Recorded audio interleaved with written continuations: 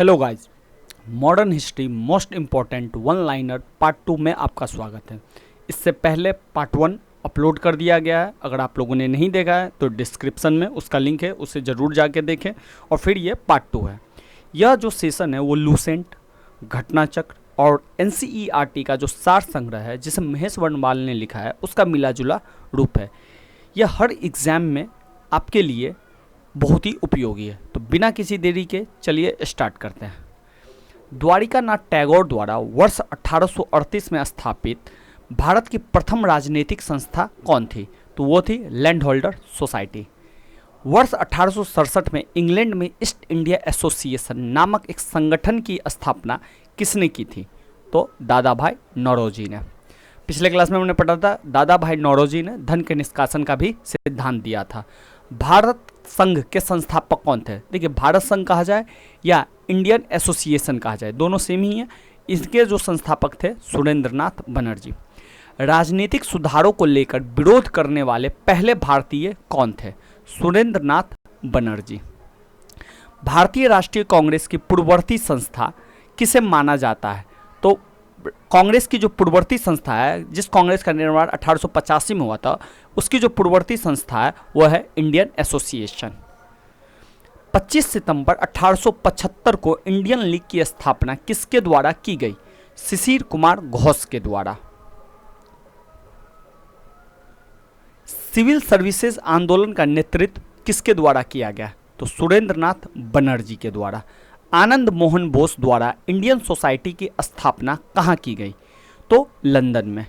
कांग्रेस की स्थापना से पूर्व भी कुछ राजनीतिक संस्थाएं थी, उसके बारे में हम थोड़ा सा देख लेते हैं। देखिए, ये संस्था रही, इसके संस्थापक रहे, ये किस वर्ष स्थापना की गई और इसका मुख्यालय कहाँ था। अब देखिएगा, भारत में 3 जगह पे यह संस्थाएं होगी। एक तो सबसे पहले ये कलकत्ता बंगाल प्रोविंस में, दूसरा आपको मिलेगी बॉम्बे प्रोविंस में, और तीसरा आपको मिलेगी मद्रास प्रोविंस में। और इसके अलावा आपको जो मिलेगी वो मिलेगी भारत से बाहर। अधिकांश आपको इन्हीं 3 ही प्रोविंस में मिलेगी। तो सबसे पहली संस्था है लैंड होल्डर सोसाइटी। इसके जो संस्थापक थे वो थे द्वारिकानाथ टैगोर। इसकी जो स्थापना हुई थी वो 1838 में हुई थी और इसका जो मुख्यालय था वो था कलकत्ता। ब्रिटिश इंडिया सोसाइटी, इसके जो संस्थापक थे वो थे विलियम एडम्स। स्थापना वर्ष 1839, इसका भी मुख्यालय कलकत्ता ही था। बंगाल ब्रिटिश इंडिया सोसाइटी, ये 1843 में स्थापित की गई, जिसके संस्थापक थे जॉर्ज थॉमसन। इसका जो मुख्यालय था वो भी था कलकत्ता। ब्रिटिश इंडियन एसोसिएशन, इसके जो संस्थापक थे वो थे देवेंद्रनाथ टैगोर और राधाकांत देव। इसका जो स्थापना हुआ था वो था 1851। मुख्यालय कलकत्ता। बॉम्बे एसोसिएशन, इसके जो संस्थापक थे वो थे दादा भाई नौरोजी। इसका जो स्थापना वर्ष था वो 1852 था और मुख्यालय था इसका बॉम्बे। मद्रास नेटिव एसोसिएशन, इसके जो संस्थापक थे वो थे गजूलू नरसू चेट्टी। इसके जो स्थापना वर्ष था वो था 1852। मुख्यालय मद्रास। ईस्ट इंडिया एसोसिएशन, इसके जो संस्थापक थे दादा भाई नौरोजी। इसकी जो स्थापना की गई थी वो 1866 में की गई थी और यह जो हुआ था वो लंदन में इसका मुख्यालय था।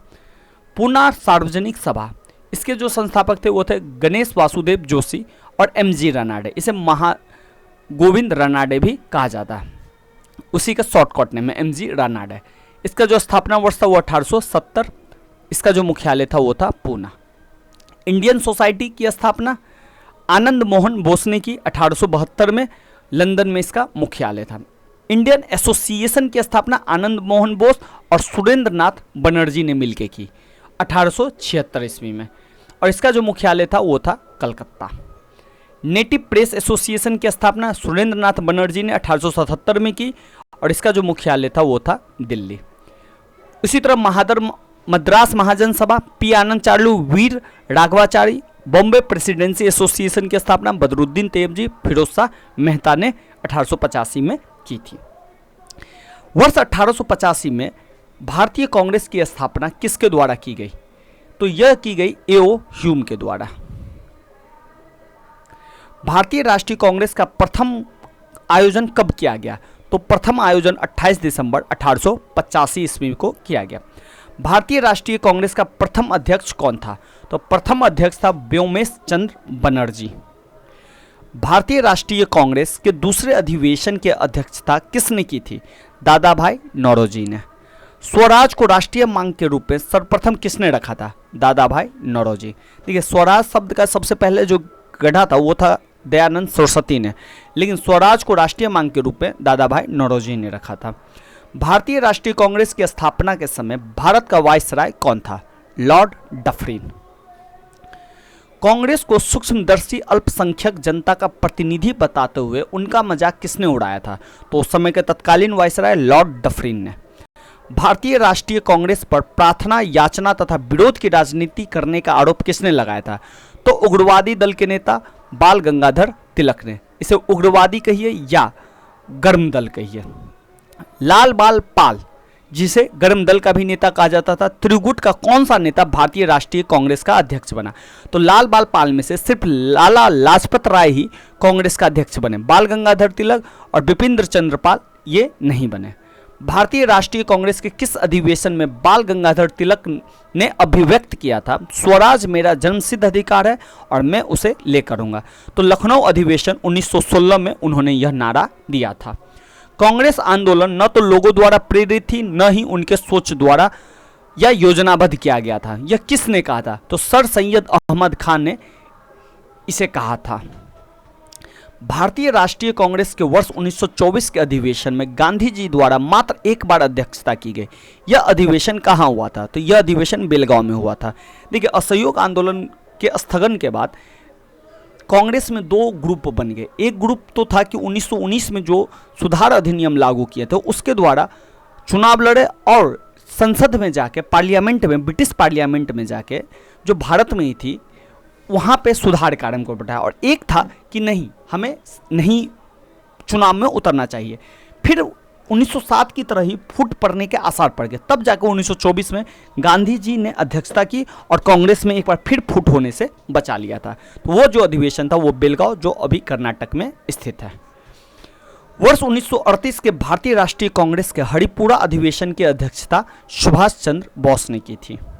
वर्ष 1939 के भारतीय राष्ट्रीय कांग्रेस के अधिवेशन के दौरान सुभाष चंद्र बोस द्वारा अध्यक्ष पद से इस्तीफा के बाद किसे चुना गया? तो डॉक्टर राजेंद्र प्रसाद। देखिए, वर्ष 1939 में चुनाव हुआ तो महात्मा गांधी ने पट्टाभी सीतारमैया को अपना समर्थन दिया। फिर भी सुभाष चंद्र बोस कांग्रेस कोर कमेटी में अध्यक्ष पद के लिए चुन दिए जाते हैं। इस कारण महात्मा गांधी इसे नैतिक हार बताते हुए इस्तीफा दे देते हैं, अपनी नैतिक हार बताते हुए इस्तीफा देते हैं। इस कारण सुभाष चंद्र बोस कांग्रेस से इस्तीफा दे देते हैं और बाद में राजेंद्र प्रसाद को उस वर्ष के लिए अध्यक्ष चुना जाता है। कांग्रेस की स्थापना के संदर्भ में सेफ्टी बल्ब का सिद्धांत किसने दिया गया था? तो लाला लाजपत राय ने सेफ्टी बल्ब का सिद्धांत दिया। स्वतंत्रता के समय भारतीय राष्ट्रीय अध्यक्ष कौन थे? तो कांग्रेस के जो राष्ट्रीय अध्यक्ष थे वो थे आचार्य JB कृपलानी। किस अधिवेशन में कांग्रेस और मुस्लिम लीग के बीच समझौता हुआ? तो 1916 के लखनऊ अधिवेशन में। लगातार 6 वर्ष तक भारतीय राष्ट्रीय कांग्रेस के अध्यक्ष कौन थे? तो मौलाना अबुल कलाम आजाद लगातार 6 वर्ष तक अध्यक्ष रहे। अब देखिए, कुछ इंपॉर्टेंट अधिवेशन और उस अधिवेशन में कुछ इंपॉर्टेंट घटनाओं के बारे में थोड़ा कांग्रेस से। 1885 में कांग्रेस की स्थापना हुई। ये जो हुआ वो स्थल था बॉम्बे। इसके जो अध्यक्ष थे वो व्योमकेश चंद्र बनर्जी थे, WC बनर्जी। वो यहाँ की प्रमुख घटनाएं थी कि प्रथम अधिवेशन बॉम्बे के ग्वालियर टैंक गोकुलदास तेजपाल संस्कृत कॉलेज में हुआ। प्रारंभ में इसका नाम भारतीय राष्ट्रीय संघ कहा। बाद में दादा भाई नौरोजी ने सुझाव दिया और इस सुझाव पे इसका जो नाम था वो भारतीय राष्ट्रीय कांग्रेस कर दिया गया। इस अधिवेशन में 72 प्रतिनिधि शामिल हुए थे। इस तथ्य को ध्यान रखिएगा, एग्जाम में बराबर पूछ दिए जाते हैं। सेकेंड अधिवेशन 1886 कलकत्ता। इसके जो अध्यक्ष थे वो दादा भाई नौरोजी थे और ये जो प्रथम पारसी अध्यक्ष थे। नेशनल एसोसिएशन कांग्रेस का विलय राष्ट्रीय कांग्रेस में कर दिया गया। 1887 मद्रास बदरुद्दीन तैयब जी प्रथम मुस्लिम तमिल भाषा में भाषण दिया था और मद्रास में उन्होंने अपना स्थल जो था अधिवेशन का वो था। 1888 इलाहाबाद जॉर्ज यूले प्रथम अंग्रेज अध्यक्ष थे। पहली बार लाला लाजपत राय ने हिंदी में भाषण दिया। 1890 में कलकत्ता में अधिवेशन हुआ, फिरोज शाह मेहता इसके अध्यक्ष थे। कलकत्ता विश्वविद्यालय की पहली महिला स्नातक कादम्बिनी गांगुली ने कांग्रेस अधिवेशन को संबोधित किया। 1896 कलकत्ता, रहमतुल्लाह एम सियानी, पहली बार वंदे मातरम को इसी अधिवेशन में गाया गया, 1896 के अधिवेशन में। 1905 बनारस, इसकी अध्यक्षता गोपाल कृष्ण गोखले ने की। बंगाल विभाजन की आलोचना की गई और स्वदेशी और बहिष्कार का समर्थन किया गया। ये हम आगे पढ़ेंगे। 1906 कलकत्ता, इसकी अध्यक्षता दादा भाई नौरोजी ने की। दादा भाई नौरोजी ने कांग्रेस के मंच से पहली बार स्वराज का प्रयोग किया, 1906 के अधिवेशन। 1907 सूरत, इसकी अध्यक्षता रास बिहारी बोस ने की और कांग्रेस में विभाजन हुआ, गरम दल और नरम दल में विभाजन हो गया। 1911 कलकत्ता, बिशन नारायण धर, पहली बार जनमन गायन हुआ इसी अधिवेशन में। 1916 लखनऊ, अंबिका चरण मजुमदार, इसमें क्या हुआ, नरम दल और गरम दल में एकीकरण हुआ जो 1907 में फूट पड़ गया था, और मुस्लिम लीग और कांग्रेस में भी समझौता हुआ बाल गंगाधर तिलक के प्रयास से। और इसी अधिवेशन में तिलक ने नारा दिया, स्वराज मेरा जन्मसिद्ध अधिकार है और मैं उसे लेकर रहूंगा। 1917 कलकत्ता, इसकी जो अध्यक्ष थी वो एनी बेसेंट थी। ये पहली प्रथम महिला अध्यक्ष थी। सर्वप्रथम तिरंगे झंडे को कांग्रेस ने अपना लिया 1917 के अधिवेशन में। 1920 के अधिवेशन में नागपुर में हुआ और यहाँ पे सी विजया राघवाचार्य था, और इस अधिवेशन में असहयोग आंदोलन कार्यक्रम का अनुमोदन भी मिल गया। 1924 बेलगांव, पहली बार महात्मा गांधी ने अध्यक्षता की, जो एकमात्र था, पहला और आखिरी बेलगांव। 1925 मद्रास, एस.ए. अंसारी, पूर्ण स्वाधीनता की मांग की गई और साइमन कमीशन का बहिष्कार किया गया। 1929 लाहौर, जवाहरलाल नेहरू ने अध्यक्षता की, पूर्ण स्वराज की मांग की गई। 26 जनवरी को प्रत्येक वर्ष स्वतंत्रता दिवस मनाने का निर्णय लिया गया। इसलिए आप देखिएगा 26 जनवरी को आज भी हम गणतंत्र दिवस मनाते हैं। देखिए, हमारा संविधान 26 नवंबर को ही तैयार हो गया था, लेकिन हम लोगों ने इसको जो अंगीकार किया वो 26 जनवरी को। ये इसलिए किया गया, ये 26 जनवरी 1930 हमारे लिए बहुत ही महत्वपूर्ण दिन था। 1931 कराची में अधिवेशन हुआ, वल्लभ भाई पटेल ने इसकी अध्यक्षता की। इस अधिवेशन में मूल अधिकार का प्रस्ताव पारित किया गया और गांधी इरविन समझौता, जो सविनय अवज्ञा आंदोलन के कारण हुआ था, इसका भी अनुमोदन किया गया।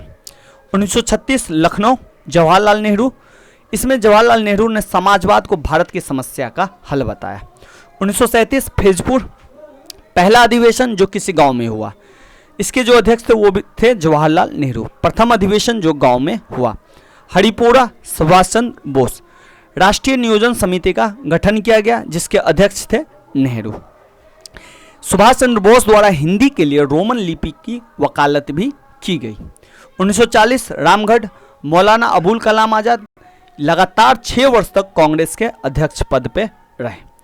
1946 मेरठ, आचार्य जे.बी. कृपलानी, आज़ादी जब तक मिली तब तक यही अध्यक्ष पद रहे। देखिए, इन सारे चीज़ों को हम आगे भी डिस्कस करेंगे, लेकिन इन अधिवेशनों की जो इंपॉर्टेंट बातें हैं उन्हें आप ध्यान रखिएगा। मुजफ्फरपुर में किंग्सफोर्ड की हत्या का प्रयास कब किया गया? तो वर्ष 1908 में। अनुशीलन समिति का संस्थापक कौन था? पी मित्रा, जिसको प्रथमनाथ मिश्रा भी कहते हैं।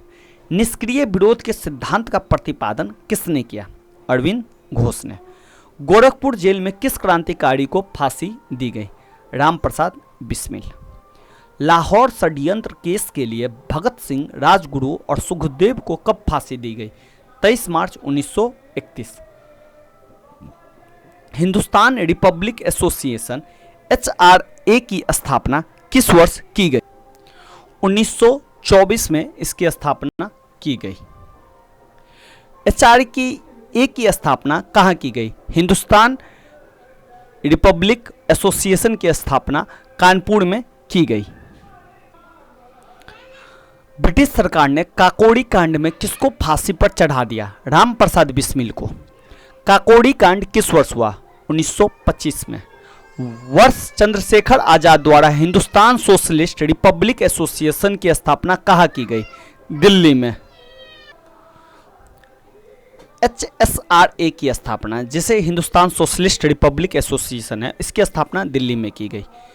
मित्र मेला संघ की स्थापना VD सावरकर ने की थी। विनायक दामोदर सावरकर ने। लखनऊ समझौता 1916 का विरोध किसने किया? मदन मोहन मालवीय ने। इसी समझौते में लीग और कांग्रेस के बीच में समझौता हुआ था और कांग्रेस ने पृथक निर्वाचन को मान लिया था। वह महिला क्रांतिकारी जिसने दीक्षांत समारोह में अपनी उपाधि ग्रहण करते समय अंग्रेज गवर्नर पर गोली चलाई थी, बीना दास ने। चटगांव शस्त्रागार पर धावा किसने आयोजित किया था? सूर्य सेन ने। भारतीय स्वतंत्रता के लिए फांसी पाने वाला प्रथम रिकॉर्डेड मुस्लिम कौन था? अशफाक उल्लाह खान। स्वतंत्रता संग्राम में सबसे कम उम्र में शहीद होने वाले क्रांतिकारी कौन थे? खुदीराम बोस। इनकलाब जिंदाबाद का नारा किसने दिया था? भगत सिंह ने। क्रांतिकारियों का गुप्त संगठन अभिनव भारत का संगठन किसने किया था? तो वीडी सावरकर ने। अलीपुर षड्यंत्र मामले में अरविंद घोष का बचाव किसने किया था? चित्तरंजन दास ने। युगांतर पार्टी का नेतृत्व किसके द्वारा किया गया था? जतीन्द्र नाथ मुखर्जी के द्वारा। जतीन दास किस आरोप में बंदी बनाए गए थे? तो लाहौर षड्यंत्र में। जेल में भूख हड़ताल के कारण सबसे पहले किस स्वतंत्रता सेनानी की मृत्यु हुई? जतीन दास की। प्रमुख भारतीय क्रांतिकारी संगठन जैसे मित्र मेला, इसका जो स्थापना था वो 1903 में बीडी सावरकर और उनके भाई गणेश सावरकर ने मित्र मेला का निर्माण किया था। भारत माता सोसाइटी 1904 अजित सिंह और अंबा प्रसाद ने। ढाका अनुशीलन समिति 1904 में स्थापित पी मित्रा और पुलिन दास ने मिलकर बनाया था। अभिनव भारत समाज की स्थापना 1904 में वीडी सावरकर ने की। अनुशीलन समिति 1907 में इसके जो संस्थापक थे बारिंद्र कुमार घोष, जतीन्द्र नाथ बनर्जी, प्रबोध मित्र, पुलिन दास और सतीश चंद्र बोस। युगांतर अंजुमाने मोहिबबने वतन, इसकी जो स्थापना 1907 में हुई वीके घोष, भूपेंद्र नाथ दत्त और सरदार अजीत सिंह ने की। हिंदुस्तान रिपब्लिक एसोसिएशन, इसकी स्थापना 1924 में की गई। सचिंद्र नाथ सान्याल, राम प्रसाद बिस्मिल, योगेश चंद्र चटर्जी ने की। हिंदुस्तान सोशलिस्ट रिपब्लिक एसोसिएशन, इसकी स्थापना 1928 में की गई चंद्रशेखर आजाद के द्वारा। नौजवान सभा 1926 में भगत सिंह ने इसकी स्थापना की। वर्ष 1905 में श्यामजी कृष्ण वर्मा द्वारा इंडियन होम रूल सोसाइटी की स्थापना कहाँ की गई? लंदन में। सर्वप्रथम किस महिला ने भारतीय तिरंगा फहराया? भिकाजी रुस्तम कामा ने। भारतीय क्रांति की मां किसे कहा जाता है? भिकाजी रुस्तम कामा को। प्रथम विश्व युद्ध के दौरान कहां पर भारत की अंतरिम सरकार बनी जिसके प्रेसिडेंट राजा महेंद्र प्रताप बने थे? अफगानिस्तान में। 13 मार्च 1940 को लंदन में पंजाब के पूर्व लेफ्टिनेंट गवर्नर डायर को किसने गोली मारकर हत्या कर दी? तो सरदार उधम सिंह ने, जलियांवाला बाग का बदला लेने के लिए। श्यामजी कृष्ण वर्मा ने इंडियन होम रूल सोसाइटी की स्थापना कहाँ की थी? लंदन में। कौन सा क्रांतिकारी कर्नल वायली हत्याकांड से संबंधित था? मदनलाल धिंगरा। वर्ष 1913 में लाला हरदवाल द्वारा गदर आंदोलन कहाँ प्रारंभ किया गया था? सैन फ्रांसिस्को यूएसए में। कामागाता मारू प्रकरण किस देश से संबंधित है? कनाडा से। जब एक जहाज पंजाबियों से भरी हुई या इसे कहे भारतीयों से भरी हुई जब कनाडा के तट पे उतरी तो कनाडा के सरकार ने इसे उतरने से मना कर दिया। इसे ही कामागाता मारू प्रकरण कहा जाता है। इंडिपेंडेंस लीग की स्थापना किसके द्वारा की गई? रास बिहारी बोस के द्वारा। कुछ विदेशी में क्रांतिकारी संगठन थे जैसे इंडिया होम रूल सोसाइटी 1905 में श्यामजी कृष्ण वर्मा ने किया था। इंडिया इंडिपेंडेंस लीग 1907 में तारकनाथ दास ने।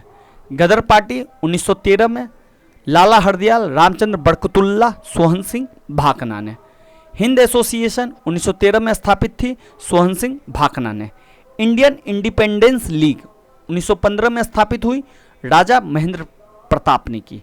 आज़ाद हिंद फौज जिसकी स्थापना 1942 में हुई, रास बिहारी बोस ने इसकी स्थापना की थी। इंडियन इंडिपेंडेंस लीग 1942 में रास बिहारी बोस ने भी इसकी स्थापना की। ध्यान रखिएगा इंडियन इंडिपेंडेंस लीग दो लीग है, एक की स्थापना 1915 में राजा महेंद्र प्रताप करेंगे और एक की रास बिहारी बोस करेंगे। क्रांतिकारी आंदोलन से कुछ संबंधित व्यक्ति है और उन्होंने क्या क्या किया इसके बारे में थोड़ा सा देख लेते हैं। देखिए, दामोदर चापेकर या चापेकर बंधु इसे कहा जाता है, दामोदर चापेकर और बालकृष्ण चापेकर को इन्होंने लेफ्टिनेंट एम हर्स्ट और रेंड की पूना में हत्या कर दी 1897 में। बीडी सावरकर ने अभिनव भारत की स्थापना की, महाराष्ट्र में मित्र मेला की स्थापना की। पुलीन दास ने ढाका में अनुशीलन समिति का स्थापना की। श्यामजी कृष्ण वर्मा और एम.एल. ढींगरा ने London Indian home rule society की स्थापना की। प्रफुल्ल चाकी और खुदीराम बोस ने मुजफ्फरपुर के न्यायाधीश किंग्सफोर्ड पर बम फेंका, लेकिन किंग्सफोर्ड बच गया। रास बिहारी बोस और सचिंद्र नाथ सान्याल ने दिल्ली में प्रवेश करते समय लॉर्ड हार्डिंग पे बम फेंका। लाला हरदयाल और सोहन सिंह भाखना ने सैन फ्रांसिस्को में गदर पार्टी की स्थापना की यूएसए में, और ये कामागाता मारू प्रकरण से जुड़े थे। राम प्रसाद बिस्मिल हिंदुस्तान रिपब्लिक एसोसिएशन की स्थापना की और काकोड़ी कांड से जुड़े थे। सूर्य सेन चटगांव षड्यंत्र में इन्होंने भाग लिया था। Chandrashekhar Azad Hindustan socialist Republic association की स्थापना की। भगत सिंह ने सैंडर्स की हत्या की, केंद्रीय विधानसभा में बम फेंका और पंजाब नौसेना भारत की नींव रखी। राजगुरु ने सैंडर्स की हत्या की। बटुकेश्वर दत्त ने केंद्रीय विधानसभा में बम फेंका और जतिन दास 64वें दिन भूख हड़ताल से उनकी मृत्यु हो गई। बंगाल का विभाजन किस वायसराय के कार्यकाल में हुआ? तो बंगाल का जो विभाजन है वह लॉर्ड कर्जन के कार्यकाल में हुआ था। बंगाल विभाजन की घोषणा कब प्रभावी हुई? 16 अक्टूबर 1905 को। बंगाल का विभाजन मुख्यतः किस उद्देश्य से किया गया था? बंगाली राष्ट्रवाद को खत्म करना या बंगाली राष्ट्रवाद को कमजोर करना। वंदे मातरम किस आंदोलन के दौरान भारतीय राष्ट्रीय आंदोलन का प्रेरक गीत बना? स्वदेशी आंदोलन के दौरान। बंगाल विभाजन के विरोध में हुए आंदोलन का नेतृत्व किसने किया था? सुरेंद्र नाथ बनर्जी ने। दिल्ली में स्वदेशी आंदोलन का नेतृत्व किसने किया था? सैयद हैदर राजा ने। मद्रास में स्वदेशी आंदोलन का नेतृत्व चिदंबरम पिल्लई ने किया था। ब्रिटिश वस्तुओं के बहिष्कार को राष्ट्रीय नीति के रूप में किस वर्ष स्वीकार किया गया? वर्ष 1905 में स्वीकार किया गया कि ब्रिटिश वस्तुओं का बहिष्कार कीजिए।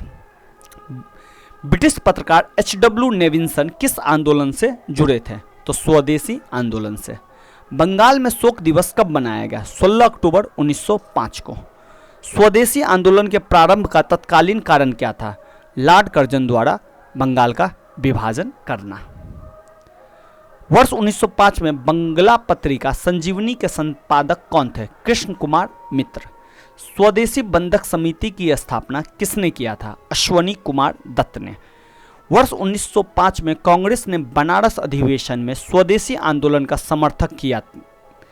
इस अधिवेशन की अध्यक्षता किसने की? तो 1905 के बनारस अधिवेशन की अध्यक्षता गोपाल कृष्ण गोखले ने की। स्वदेशी आंदोलन के दौरान बंगाल केमिकल स्वदेशी स्टोर्स की स्थापना किसके द्वारा की गई? प्रफुल्ल चंद्र रॉय। स्वदेशी आंदोलन का आलोचक और पूर्व एवं पाश्चात्य के मध्य एक बेहतर संबंध का समर्थक कौन था? तो रविन्द्रनाथ टैगोर, जिन्हें नोबेल पुरस्कार भी मिला था गीतांजलि के लिए। बंगाल विभाजन के समय बंगाल का लेफ्टिनेंट गवर्नर कौन था? तो सर एंड्रूज फ्रेजर। स्वदेशी आंदोलन के प्रचार प्रसार के लिए प्रयोग की गई द बंगाली पत्रिका के संपादक कौन थे? सुरेंद्र नाथ बनर्जी। लॉर्ड कर्जन द्वारा वर्ष 1905 में किया गया बंगाल विभाजन लॉर्ड हार्डिंग के कार्यकाल में कब रद्द हुआ? 1911 में दिल्ली दरबार में इसे रद्द कर दिया गया। मुस्लिम लीग की स्थापना कहाँ हुई थी? ढाका 1906 में। ऑल इंडिया मुस्लिम लीग की स्थापना किसने की थी? आगा खां और नवाब सलीमुल्लाह ने। मुस्लिम लीग का प्रथम अध्यक्ष कौन था? आगा खान। वर्ष 1907 में मुस्लिम लीग का अधिवेशन कराची में आयोजित किया गया।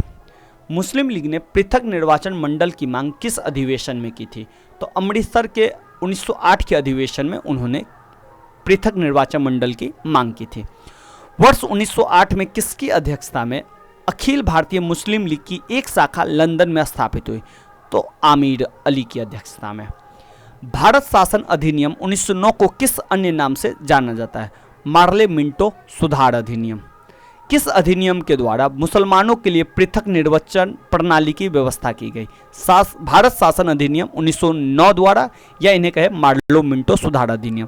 देखिए पृथक निर्वाचन प्रणाली है क्या? देखिए पृथक निर्वाचन प्रणाली कुछ इस तरह की, मान लीजिए इस क्षेत्र में चुनाव होने वाला, इस क्षेत्र में चुनाव होगा, इसमें बहुत सारे समुदाय के लोग रहेंगे, हिंदू भी है, मुस्लिम भी है, सिख भी है, ईसाई भी है। पृथक निर्वाचन का है, अगर ये पृथक निर्वाचन सिर्फ मुसलमानों के लिए कर दिया गया तो यहाँ पे सिर्फ वोट जो है मुसलमान ही दे पाएंगे। लेकिन इसके उल्टा में रिजर्वेशन पद्धति है। रिजर्वेशन पद्धति क्या करता है कि हिंदू है, मुसलमान है, सिख है, ईसाई है, अगर इन्होंने रिजर्व कर दिया किसी मुसलमान के लिए तो वोट सब दे पाएंगे, लेकिन चुनाव में जो खड़े होंगे वो मुस्लिम ही खड़े होंगे अगर रिजर्वेशन कर दिया गया। इसी तरह यहाँ पे क्या किया गया है, पृथक निर्वाचन कि मुस्लिम ही खड़े होंगे और उस क्षेत्र के मुसलमान ही उनको वोट देंगे, यानी कि हिंदू, सिख, ईसाई वहाँ पे वोट नहीं दे पाएंगे। यह जो है वो भारत शासन अधिनियम 1909, मार्ले मिंटो सुधार अधिनियम 1909 में मुसलमानों को दिया गया। इंडियन काउंसिल एक्ट 1909 में किस प्रकार का प्रतिनिधित्व की व्यवस्था थी? तो ये सांप्रदायिक प्रतिनिधित्व थी, संप्रदाय के आधार पर बांटने की कोशिश थी। याद रखना कि पृथक निर्वाचन क्षेत्र बनाकर हम ऐसे घातक बीज बोझ रहे हैं जिसकी फसल बहुत कड़वी होगी। यह कथन किसका है? वायसराय मिंटो का। गवर्नर जनरल की कार्यकारिणी में भारतीय सदस्य को नियुक्त करने का प्रावधान किस अधिनियम में था? मार्ले मिंटो सुधार अधिनियम 1909 में। गवर्नर जनरल की कार्यकारिणी में नियुक्त होने वाला प्रथम भारतीय कौन था? सत्येंद्रनाथ सिन्हा। भारतीय राष्ट्रीय कांग्रेस पर प्रार्थना, याचना तथा विरोध की राजनीति का आरोप किसने लगाया? बाल गंगाधर तिलक ने। शेर पंजाब के नाम से कौन मशहूर था? लाला लाजपत राय। बाल गंगाधर तिलक को अशांति का जनक किसने कहा? तो वैलेंटाइन सिरोल कहिए या चिरोल कहिए। वर्ष 1908 में 6 वर्ष के लिए कारावास की सजा स्वतंत्रता सेनानी को दी गई, तो बाल गंगाधर तिलक को। महाराष्ट्र को गणपति उत्सव को किसने प्रारंभ किया? तो बाल गंगाधर तिलक ने। उन्होंने गणपति उत्सव और शिवाजी उत्सव दोनों को प्रारंभ किया था। देखिए टोटल 3 दिल्ली दरबार हुए, जिसमें प्रथम दिल्ली दरबार 1877 में आयोजित किया गया, इसमें लिट्टन वायसराय थे। द्वितीय दिल्ली दरबार 1903 में करजन के समय में, और तृतीय दिल्ली दरबार 1911 में लार्डिंग के समय। इसी में घोषणा हुई बंगाल विभाजन को रद्द किया गया और कलकत्ता के स्थान पर दिल्ली को भारत की राजधानी बनाया गया था। तो ये 3 दिल्ली दरबार ध्यान रखिएगा। वर्ष 1916 में संपन्न लखनऊ समझौता किससे संबंधित है? तो कांग्रेस और लीग से समझौता संबंधित है। वर्ष 1916 में राष्ट्रीय कांग्रेस के लखनऊ अधिवेशन की अध्यक्षता अंबिका चरण मजूमदार ने की थी। सूरत अधिवेशन से पृथक हुए उग्रवादी और उदारवादी का पुनः एकीकरण किस अधिवेशन में हुआ? लखनऊ अधिवेशन में। अतिवादियों और उग्रवादियों के पुनः एकीकरण की प्रक्रिया की प्रमुख शिल्पकार कौन थी? Annie Besant. वर्ष 1916 में मुस्लिम लीग और कांग्रेस के बीच समझौता किसके द्वारा कराया गया था? तो बाल गंगाधर तिलक के द्वारा यह समझौता कराया गया था। ध्यान रखिएगा, अतिवादी और उदारवादियों के बीच में जो प्रमुख शिल्पकार थी वो एनी बेसेंट थी, और लीग और कांग्रेस के जो शिल्पकार थे वो थे बाल गंगाधर तिलक। कांग्रेस ने 1916 में लखनऊ अधिवेशन में लिया गया वह निर्णय क्या था जिसके मुख्य दूरगामी परिणाम हुए? तो 1916 में लखनऊ अधिवेशन में कांग्रेस ने लीग की पृथक निर्वाचन प्रणाली को मान लिया था। मोहम्मद अली जिन्ना को हिंदू मुस्लिम एकता का दूत किसने कहा था? तो सरोजनी नायडू ने। भारत में होम रूल की अवधारणा किस देश से ली गई? आयरलैंड से। प्रथम विश्व युद्ध के दौरान कौन सा आंदोलन भारत में लोकप्रिय हुआ था? होम रूल आंदोलन। एनी बेसेंट ने किस साप्ताहिक पत्रिका के माध्यम से स्वशासन की नींव रखी थी, मांग रखी थी? तो कॉमनवेल्थ से। फेबियन आंदोलन का प्रस्ताव किसने दिया था? एनी बेसेंट ने। तिलक तथा एनी बेसेंट द्वारा बनाए गए होम रूल लीग आंदोलन की शाखाओं को किस वर्ष एक कर दिया गया? 1918 में। देखिए 1916 में तिलक ने और एनी बेसेंट दोनों ने होम रूल लीग आंदोलन किया। तिलक मेन क्षेत्र महाराष्ट्र में एक्टिव थे और एनी बेसेंट पूरे भारत में एक्टिव थी। बाद में 1918 में इन दोनों आंदोलन को एक कर दिया गया। वर्ष 1915 में अमेरिका में होम रूल लीग का गठन लाला लाजपत राय के द्वारा किया गया। एनी बेसेंट की होम रूल के साथ कौन से प्रमुख लोग जुड़े होते हैं? तो एनी बेसेंट की होम रूल लीग के साथ रामास्वामी अय्यर, बीपी वाडिया मोतीलाल नेहरू, तेज बहादुर सप्रू, मदन मोहन मालवीय जुड़े थे। 2 जनवरी 1916 को लंदन में भारतीय होम रूल लीग की स्थापना की गई। इसके महासचिव कौन थे? तो लंदन में जो महासचिव थे वो थे डी ग्राहम पोल। वर्ष 1890 में गठित भारत का प्रथम मजदूर संगठन बॉम्बे मिल की स्थापना किसके द्वारा की गई? तो यह की गई एनएम लोखंडे के द्वारा। वर्ष 1918 में अहमदाबाद टेक्सटाइल लेबर एसोसिएशन अटला की स्थापना किसके द्वारा की गई? तो यह महात्मा गांधी के द्वारा की गई थी। All India trade union Congress, AITUC भी इसे कहा जाता है, इसकी स्थापना 1920 में हुई थी, जिसके संस्थापक थे एनएम जोशी। एटक के संस्थापक थे एनएम जोशी और एटक का जो प्रथम अध्यक्ष था वो था लाला लाजपत राय। वर्ष 1929 में नागपुर में संपन्न एटक की अध्यक्षता किसके द्वारा की गई? जवाहरलाल नेहरू। मई 1947 में स्थापित Indian national trade union Congress की प्रथम अध्यक्षता किसने की? वल्लभ भाई पटेल ने। रूस में कम्युनिस्ट इंटरनेशनल की स्थापना किस वर्ष की गई थी? मार्च 1919 में।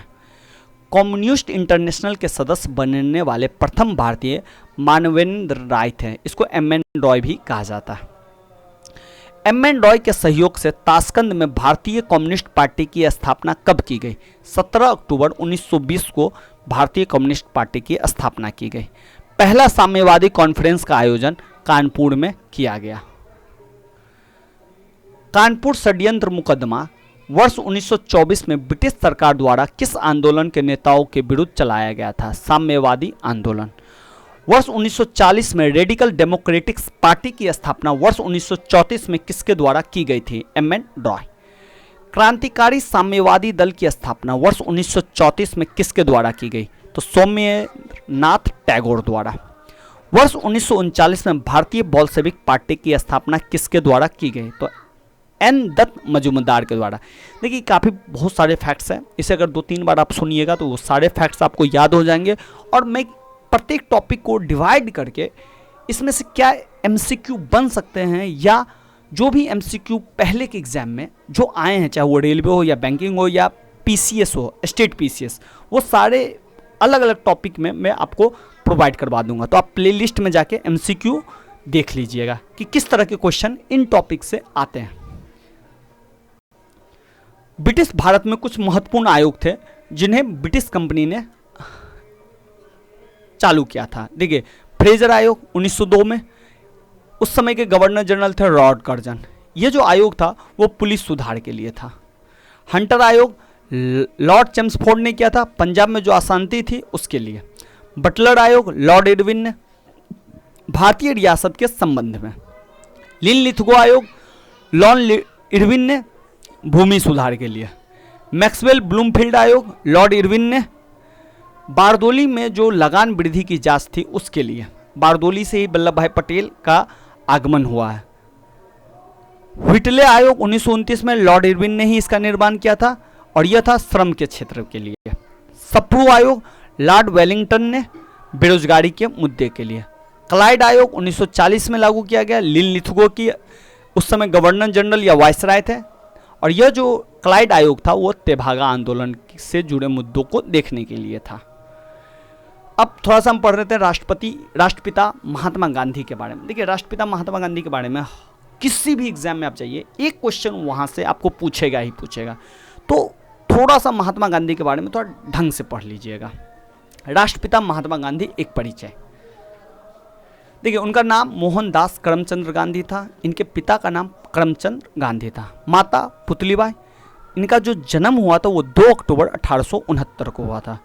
इनकी जो मृत्यु 30 जनवरी 1948 को हुई जब नाथूराम गोडसे ने उन्हें गोली मार के हत्या कर दी। इनका जो जन्म था वो पोरबंदर में हुआ था और ये पोरबंदर गुजरात में स्थित है। विवाह 1883 में कस्तूरबा गांधी से हुआ। इनके 4 पुत्र थे, मनीलाल, हरिलाल, देवदास और रामदास। इनके जो राजनीतिक गुरु थे वो गोपाल कृष्ण गोखले थे और गोपाल कृष्ण गोखले के जो राजनीतिक गुरु थे वो थे एम.जी. रनाडे। राष्ट्रपिता महात्मा गांधी की जो प्रमुख शिष्य थे वो थी इंग्लैंड में जन्मी मीराबेन। ये मीराबेन नाम महात्मा गांधी ने दिया था। इनका जो वास्तविक नाम था वो था मैडलिन स्लेड। कानून की पढ़ाई के लिए 1888 में मुंबई से इंग्लैंड गए। कानून की डिग्री 1891 में उन्होंने प्राप्त कर लिया। फिर अब्दुल्ला के मुकदमे के लिए दक्षिण अफ्रीका चले गए 1893 में, और दक्षिण अफ्रीका में नटाल कांग्रेस की स्थापना 1894 में उन्होंने की। दक्षिण अफ्रीका में जूलू और बोर पदक 1899 में उन्हें मिला। केसरे इंद की उपाधि 9 जनवरी 1915 को उन्हें भारत में मिला था। कांग्रेस अधिवेशन में पहली बार शामिल वो 1901 के कलकत्ता अधिवेशन में ही हुए थे। डरबन में फिनिक्स आश्रम की स्थापना उन्होंने 1904 में की। सत्याग्रह का प्रथम प्रयोग 1906 में दक्षिण अफ्रीका में उन्होंने किया। प्रथम जेल का जो अनुभव उन्हें मिला वो मिला था 1908 में। टॉलस्टॉय फर्म की स्थापना उन्होंने 1910 में जोहान्सबर्ग में की। महात्मा गांधी की दक्षिण अफ्रीका में लमसम 21 वर्ष तक सक्रियता रही। महात्मा गांधी भारत में आगमन जो है उनका 9 जनवरी 1915 को हुआ। फिर भारत आने के बाद देखिए 9 जनवरी 1915 को ही 9 जनवरी हर साल भारत में प्रवासी दिवस मनाया जाता है गांधी जी के भारत के आगमन के कारण। साबरमती की आश्रम की स्थापना 1915 में की अहमदाबाद में, साबरमती नदी के किनारे। पहली बार और आखिरी बार कांग्रेस के अधिवेशन की अध्यक्षता उन्होंने 1924 बेलगांव में की थी। उनकी जो आत्मकथा है सत्य के साथ मेरे प्रयोग, जो उन्होंने 1925 में लिखी। उनका जो सिद्धांत था वो था सत्य और अहिंसा। अखिल भारतीय खादी बोर्ड की स्थापना उन्होंने 1923 में की। अखिल भारतीय चरखा संघ की स्थापना 23 सितंबर 1925 को की। इनकी कुछ प्रमुख पुस्तकें हैं जैसे India of my dreams, Hind Swaraj, Gita Mata, Sapt महाव्रत। उन्होंने कुछ समाचार पत्र के संपादक के तौर पे भी लिखा जैसे the green pamphlet, Indian opinion, young India और हरिजन। किसने गांधी जी को सर्वप्रथम महात्मा के तौर पर संबोधित किया था? रविन्द्रनाथ टैगोर ने उन्हें महात्मा कहा था, और महात्मा नाम चंपारण आंदोलन के बाद उनमें लगने लगा। स्वाधीनता आंदोलन के दौरान महात्मा गांधी के घनिष्ठ अंग्रेजी मित्र कौन थे? तो रेव रेड चार्ली एंड्रयूज, जिन्हें गांधी जी दीनबंधु के नाम से भी बुलाते थे, ये इनके घनिष्ठ मित्र थे। फिनिक्स फॉर्म डरबन में स्थित है। महात्मा गांधी के राजनीतिक गुरु गोपाल कृष्ण गोखले थे। गांधी जी की दृष्टि में अहिंसा का अर्थ है सत्य की प्राप्ति का मार्ग। भारतीय कपड़ा व्यापारी, बैंकर तथा कांग्रेसी तथा गांधी का निकट सहयोगी, ये विशेषण किसका परिचय देता है? तो जमनालाल बजाज। ये व्यापारी भी थे, बैंकर भी थे, कांग्रेसी भी थे और गांधी जी के निकट सहयोगी थे। गांधी जी के आंदोलन और सत्याग्रह, देखिए चंपारण सत्याग्रह उन्होंने 1917 में किया। 1916 में जब वो कांग्रेस के अधिवेशन में थे तो राजकुमार शुक्ल उन्हें चंपारण ले गए किसानों के दुर्दशा को दिखाने के लिए। तब उन्होंने देखा कि तिनकठिया प्रथा के अंतर्गत उन्हें किस तरह से नील की खेती किसानों को करनी पड़ती है। फिर वहाँ पे उनका यह वास्तविक पहला किसान सत्याग्रह था। फिर उन्होंने अहमदाबाद में मिल आंदोलन किया 1918 में, और वहाँ पे उन्होंने भूख हड़ताल किया, और खेरा सत्याग्रह किया 1918 में। यह जो था पूर्ण किसान आंदोलन था। देखिए गांधी जी के 3 आंदोलन को आपको याद रखने का एक टर्म है CA की, केक जो खाते हैं, C चंपारण, अहमदाबाद, के से खेरा। फिर उन्होंने खिलाफत आंदोलन में सबसे पहले सर्वप्रथम असहयोग की अभिव्यक्ति की। फिर उन्होंने असहयोग आंदोलन शुरू किया 1922 में, और यह प्रथम जन आंदोलन की अभिव्यक्ति थी। सविनय अवज्ञा आंदोलन, दांडी मार्च 1930 के दशक में उन्होंने किया। यह था नमक सत्याग्रह, जब वो साबरमती आश्रम से दांडी तक की यात्रा करते हैं। व्यक्तिगत सत्याग्रह 1940 में, जिस व्यक्तिगत सत्याग्रह को दिल्ली चलो आंदोलन के नाम से भी जाना जाता है। और भारत छोड़ो आंदोलन अगस्त क्रांति 1942 में उन्होंने की, और इसमें उन्होंने नारा दिया करो या मरो का। महात्मा गांधी के प्रमुख आश्रम थे जैसे फिनिक्स फॉर्म, उन्होंने डरबन में था, 1904 में स्थापित किया था। टॉलस्टॉय फॉर्म जोहान्सबर्ग में, दक्षिण अफ्रीका में, ये डरबन और जोहान्सबर्ग दोनों हैं। इसकी स्थापना उन्होंने 1910 में की थी। साबरमती आश्रम साबरमती नदी के किनारे अहमदाबाद में 1915 में। सत्याग्रह आश्रम कोचरब में, यह भी अहमदाबाद में ही था, इसकी स्थापना भी उन्होंने 1915 में की। अनासक्ति आश्रम कोसानी में उत्तराखंड में 1929 में। और सेवाग्राम आश्रम की स्थापना उन्होंने वर्धा महाराष्ट्र में की 1936 में। देखिए, महात्मा गांधी से प्रत्येक साल हर एग्जाम में एक क्वेश्चन जरूर आता है, तो अगर इतना टॉपिक भी आप अगर क्लियर कर लेते हैं ना, तो एक क्वेश्चन तो आपका कोई नहीं काटेगा। भारत के स्वतंत्रता संघर्ष के दौरान सबसे पहले सत्याग्रह किसने किया था? महात्मा गांधी ने। महात्मा गांधी भारतीय राष्ट्रीय कांग्रेस के अधिवेशन में सर्वप्रथम सम्मिलित कब हुए? कलकत्ता अधिवेशन 1901 में। किसने कहा था कि विदेशी वस्त्रों की बर्बादी ही उनके साथ सर्वोत्तम व्यवहार है? महात्मा गांधी ने। दक्षिण अफ्रीका में रहते हुए महात्मा गांधी ने किस पत्रिका का प्रकाशन किया था? Indian opinion.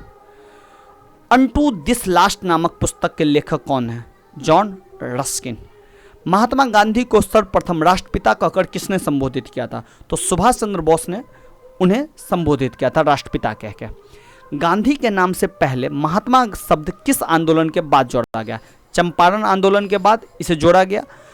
अब महात्मा शब्द रविन्द्रनाथ टैगोर ने दिया था। गांधी जी के मृत्यु पर किसने कहा था कि हमारे जीवन से प्रकाश चला गया? जवाहरलाल नेहरू ने। महात्मा गांधी के चंपारण सत्याग्रह का विरोध एनजी रंगा ने किया था। ब्रिटिश शासन मार्च 1919 में लाए गए रॉलेट एक्ट का मुख्य उद्देश्य क्या था? क्रांतिकारियों का दमन करना। जब रॉलेट एक्ट पारित हुआ उस समय भारत का वायसराय कौन था? James Ford. किस औपनिवेशिक कानून को बिना वकील, बिना दलील, बिना अपील के नाम से जाना जाता है? तो रॉलेट एक्ट को ही बिना वकील, बिना अपील और बिना दलील के नाम से जाना जाता है। रॉलेट एक्ट के विरोध में किसके द्वारा देशव्यापी सत्याग्रह चलाने का निर्णय लिया गया? महात्मा गांधी के द्वारा। रॉलेट एक्ट के विरोध में किसानों को लगान न देने का आंदोलन चलाने का सुझाव किसने दिया था? तो स्वामी श्रद्धानंद ने यह सुझाव दिया। The anarchical and revolutionary crime act 1919 को सामान्य बोलचाल में क्या कहा जाता है? रॉलेट एक्ट का ही यह दूसरा नाम था, the anarchical and revolutionary crime act. Jallianwala Bagh नरसंहार के पहले कौन सी महत्वपूर्ण घटना की? रॉलेट एक्ट का पारित होना। पंजाब के अमृतसर में जलियांवाला बाग हत्याकांड कब हुआ? 13 अप्रैल 1919 को। देखिए, सैफुद्दीन और सत्यपाल किचलू की गिरफ्तारी का पंजाब में विरोध हो रहा था। इसी में बैसाखी के दिन सभी लोग जलियांवाला बाग में उपस्थित हुए। तब जनरल डायर ने उस बाग को घेर के, जहां से एक ही रास्ता आने जाने का था, उस पर घेर के अंधाधुंध गोलियां बरसा दी, जहां पे 400 से भी ज्यादा लोग, बेगुनाह लोग मारे गए थे। इसे ही जलियांवाला बाग हत्याकांड कहा जाता है। जलियांवाला बाग हत्याकांड के बाद किस विख्यात व्यक्ति ने ब्रिटिश सरकार द्वारा प्रदान की गई नाइट उपाधि को वापस लौटा दिया? रविन्द्रनाथ टैगोर ने। जलियांवाला बाग हत्याकांड के लिए जिम्मेदार जनरल डायर को किसने लंदन में मारा? उधम सिंह ने। जलियांवाला बाग हत्याकांड जांच हेतु ब्रिटिश सरकार द्वारा किस कमेटी का गठन किया गया? हंटर कमेटी का। भारत में चलने गए खिलाफत आंदोलन का प्रमुख कारण क्या था? खिलाफत आंदोलन जो चला था वो द्वितीय विश्व युद्ध के बाद तुर्की में खलीफा पद को इंग्लैंड ने समाप्त कर दिया था। इसी कारण भारत में खिलाफत आंदोलन चला था। वर्ष 1919 में दिल्ली में आयोजित अखिल भारतीय खिलाफत कमेटी की अध्यक्षता महात्मा गांधी के द्वारा की गई। खिलाफत आंदोलन के प्रमुख नेता थे शौकत अली, और इन्हें अली बंधु के नाम से भी जाना जाता है। शौकत अली और मोहम्मद अली। भारतीय राष्ट्रीय कांग्रेस ने पहले असहयोग आंदोलन को किस वर्ष प्रारंभ किया? वर्ष 1920 में। बाद में असहयोग आंदोलन और खिलाफत आंदोलन साथ चलेगा। वर्ष 1920 के नागपुर के अधिवेशन में असहयोग आंदोलन के प्रस्ताव को किसने पारित किया? तो सीआर दास ने, चित्तरंजन दास ने। असहयोग आंदोलन के दौरान किसने अपनी वकालत छोड़ दी थी? तो चित्तरंजन दास ने। स्वराज का नारा गांधी ने कब दिया था?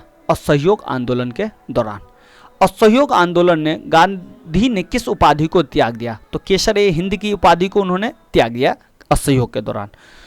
1921 और 22 में असहयोग आंदोलन का मुख्य परिणाम क्या था? यह था हिंदू मुसलमान एकता। गांधी द्वारा चलाया गया प्रथम जन आंदोलन असहयोग आंदोलन ही था। असहयोग आंदोलन के दौरान चलाए जा रहे विदेशी वस्त्रों के बारे में किसने गांधी को लिखा? यह निष्ठुर बर्बादी है। रविन्द्रनाथ टैगोर ने। चौरी चौरा की घटना के समय गांधी कहाँ स्थित है? बारदोली में। देखिए, जब असहयोग आंदोलन अपने चरम सीमा पे था तो चौरा चौरी जो गोरखपुर के समीप नज़दीक है, वहाँ पे कुछ लोगों ने, उकसाई भीड़ ने पुलिस वालों को पुलिस थाने के अंदर ही जला दिया था। इसके कारण ही गांधी जी ने असहयोग आंदोलन को वापस ले लिया था। तो जिस समय यह घटना घटी उस समय गांधी जी बारदोली में उपस्थित थे। असहयोग आंदोलन 1922 में समाप्त हो गया।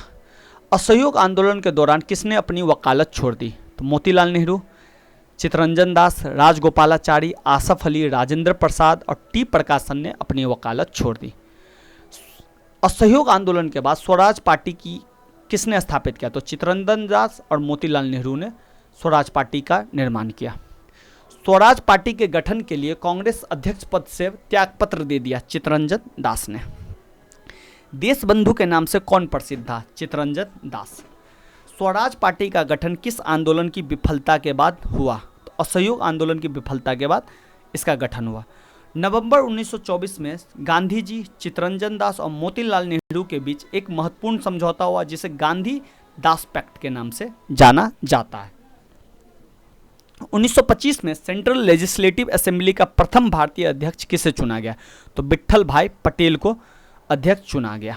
दिसंबर 1929 में कांग्रेस के लाहौर अधिवेशन की अध्यक्षता किसके द्वारा की गई? जवाहरलाल नेहरू के द्वारा। पूर्ण स्वराज का प्रस्ताव कांग्रेस के लाहौर अधिवेशन में किस वर्ष पारित किया गया? वर्ष 1929 में। लाहौर अधिवेशन 31 दिसंबर 1929 की मध्य रात्रि को किस नदी के तट पर कांग्रेस के अध्यक्ष जवाहरलाल नेहरू ने तिरंगा झंडा फहराया? तो रावी नदी के तट के किनारे लाहौर अधिवेशन में जवाहरलाल नेहरू ने झंडा फहराया था। कांग्रेस कार्य समिति के द्वारा पूर्ण स्वाधीनता दिवस किस दिन मनाया गया? तो 26 जनवरी 1930 को। नेहरू रिपोर्ट कांग्रेस के किस अधिवेशन में निरस्त घोषित कर दी गई? तो लाहौर अधिवेशन में। देखिए, जब साइमन कमीशन का विरोध हो रहा था तो भारत सचिव बर्कनहेड ने भारतीयों को चुनौती दी कि ऐसे संविधान का निर्माण करें जिस पर सार्वभौमिक दल का सहमति हो। तब मोतीलाल नेहरू और उनकी टीम ने एक नेहरू रिपोर्ट तैयार की जिसको बाद में अली जिन्ना ने जिसका विरोध किया। इसी नेहरू रिपोर्ट को लाहौर अधिवेशन में निरस्त कर दिया गया। साइमन कमीशन, श्वेत कमीशन को किस वर्ष नियुक्त किया गया? साइमन कमीशन 1927 में नियुक्त किया गया। साइमन कमीशन का गठन क्यों किया गया? भारत शासन अधिनियम 1919 की समीक्षा। देखिए, आप 1919 में मॉन्टेग्यू चेम्सफोर्ड सुधार अधिनियम लागू किया गया था। उसी में यह प्रावधान था कि 10 साल के बाद इसका रिव्यू किया जाएगा, लेकिन इसे 10 साल से पूर्व ही 2 साल पहले ही इसका गठन कर दिया गया। भारत ने साइमन कमीशन का बहिष्कार क्यों किया गया? क्योंकि इस कमीशन में भारत के कोई भी सदस्य नहीं थे। पंजाब केसरी की उपाधि किसने त्याग दी? लाला लाजपत राय ने। पंजाब केसरी की उपाधि किसे दी गई? लाला लाजपत राय। साइमन का विरोध करते समय किस प्रमुख भारतीय नेता की लाठीचार्ज में मृत्यु हो गई? तो लाला लाजपत राय। पहले वो घायल हो गए, लाठीचार्ज हुई, विरोध कर रहे थे, लाठीचार्ज हुई जिसमें लाला लाजपत राय घायल हो गए, सर पे उनको चोट लगी, बाद में इन्हीं चोट के कारण उनकी मृत्यु हो गई। साइमन कमीशन की नियुक्ति किसने की थी? तो बर्कनहेड, भारतीय सचिव बर्कनहेड ने। और लॉर्ड इरविन ने सुझाव दिया था कि इसमें किसी भारतीय को न ले। साइमन कमीशन का समर्थन किसने किया था? तो डॉक्टर भीमराव अंबेडकर ने। साइमन आयोग की नियुक्ति के समय किसके द्वारा भारतीयों के समक्ष सर्वसम्मति से संविधान बनाने की चुनौती रखी गई? बर्कनहेड के द्वारा। कांग्रेस के किस अधिवेशन में कार्यकारी कमेटी को सविनय अवज्ञा आंदोलन प्रारंभ करने का अधिकार दिया गया था? तो लाहौर अधिवेशन। महात्मा गांधी ने वर्ष 1930 में कहां से सविनय अवज्ञा आंदोलन प्रारंभ किया? दांडी से। सविनय अवज्ञा आंदोलन के अंतर्गत गांधी जी कितने अनुयायियों के साथ 12 मार्च 1930 को साबरमती आश्रम से यात्रा प्रारंभ कर 6 अप्रैल 1930 को दांडी मार्च पहुंचे? तो वो टोटल देखिए, गांधी जी जब साबरमती आश्रम से दांडी के लिए निकले तो 12 मार्च को निकले, 78 अनुयायियों के साथ निकले और 6 अप्रैल 1930 को वो दांडी पहुंचे थे। तो ध्यान रखिएगा, ये सारे तथ्य ध्यान रखिएगा।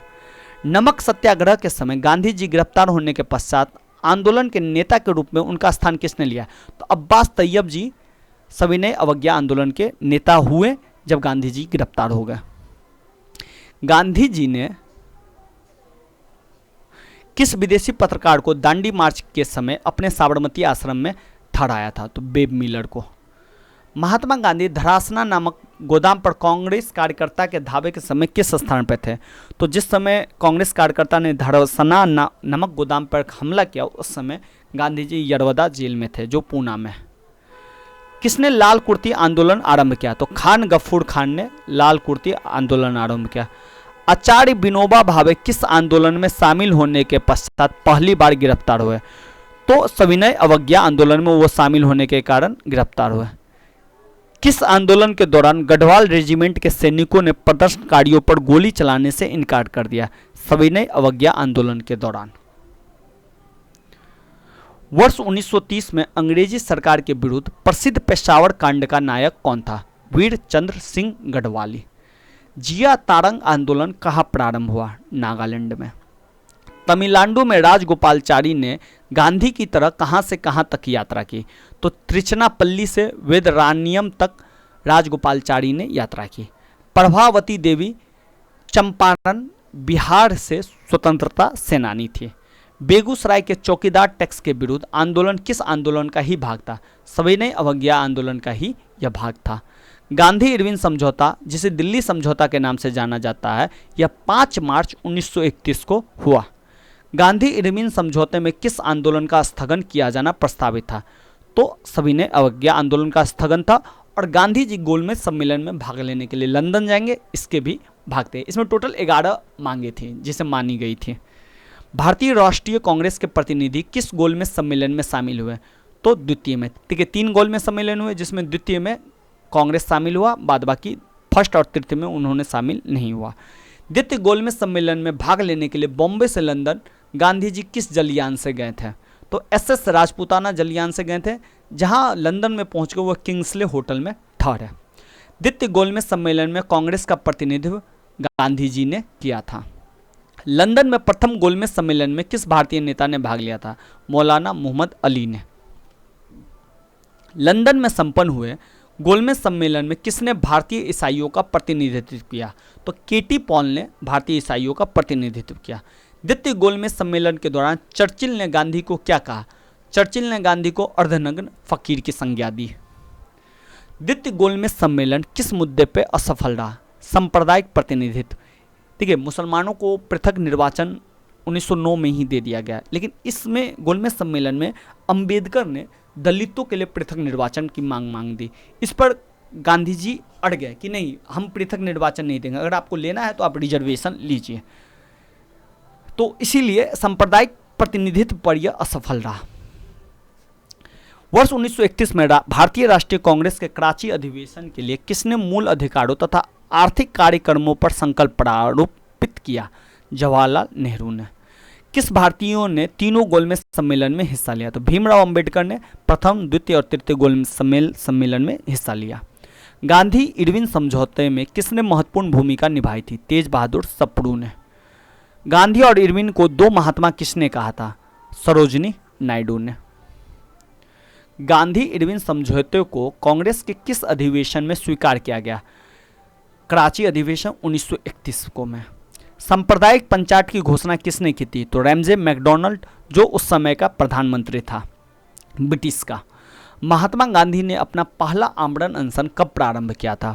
सांप्रदायिक पंचायत के समय, जब गोलमेज सम्मेलन के फलस्वरूप रैमजे मैकडॉनल्ड ने सांप्रदायिक पंचायत की घोषणा कर दी, तब उन्होंने अपना पहला आमरण अनशन कर दिया। और बाद में पूना पैक्ट अंबेडकर और गांधी जी के बीच में होगा। पूना पैक्ट किस वर्ग से संबंधित था? दलित वर्ग से। अंबेडकर और गांधी के मध्य कौन सा समझौता हुआ? पूना समझौता। दलित वर्गों का संघ किसने स्थापित किया? तो BR अम्बेडकर ने।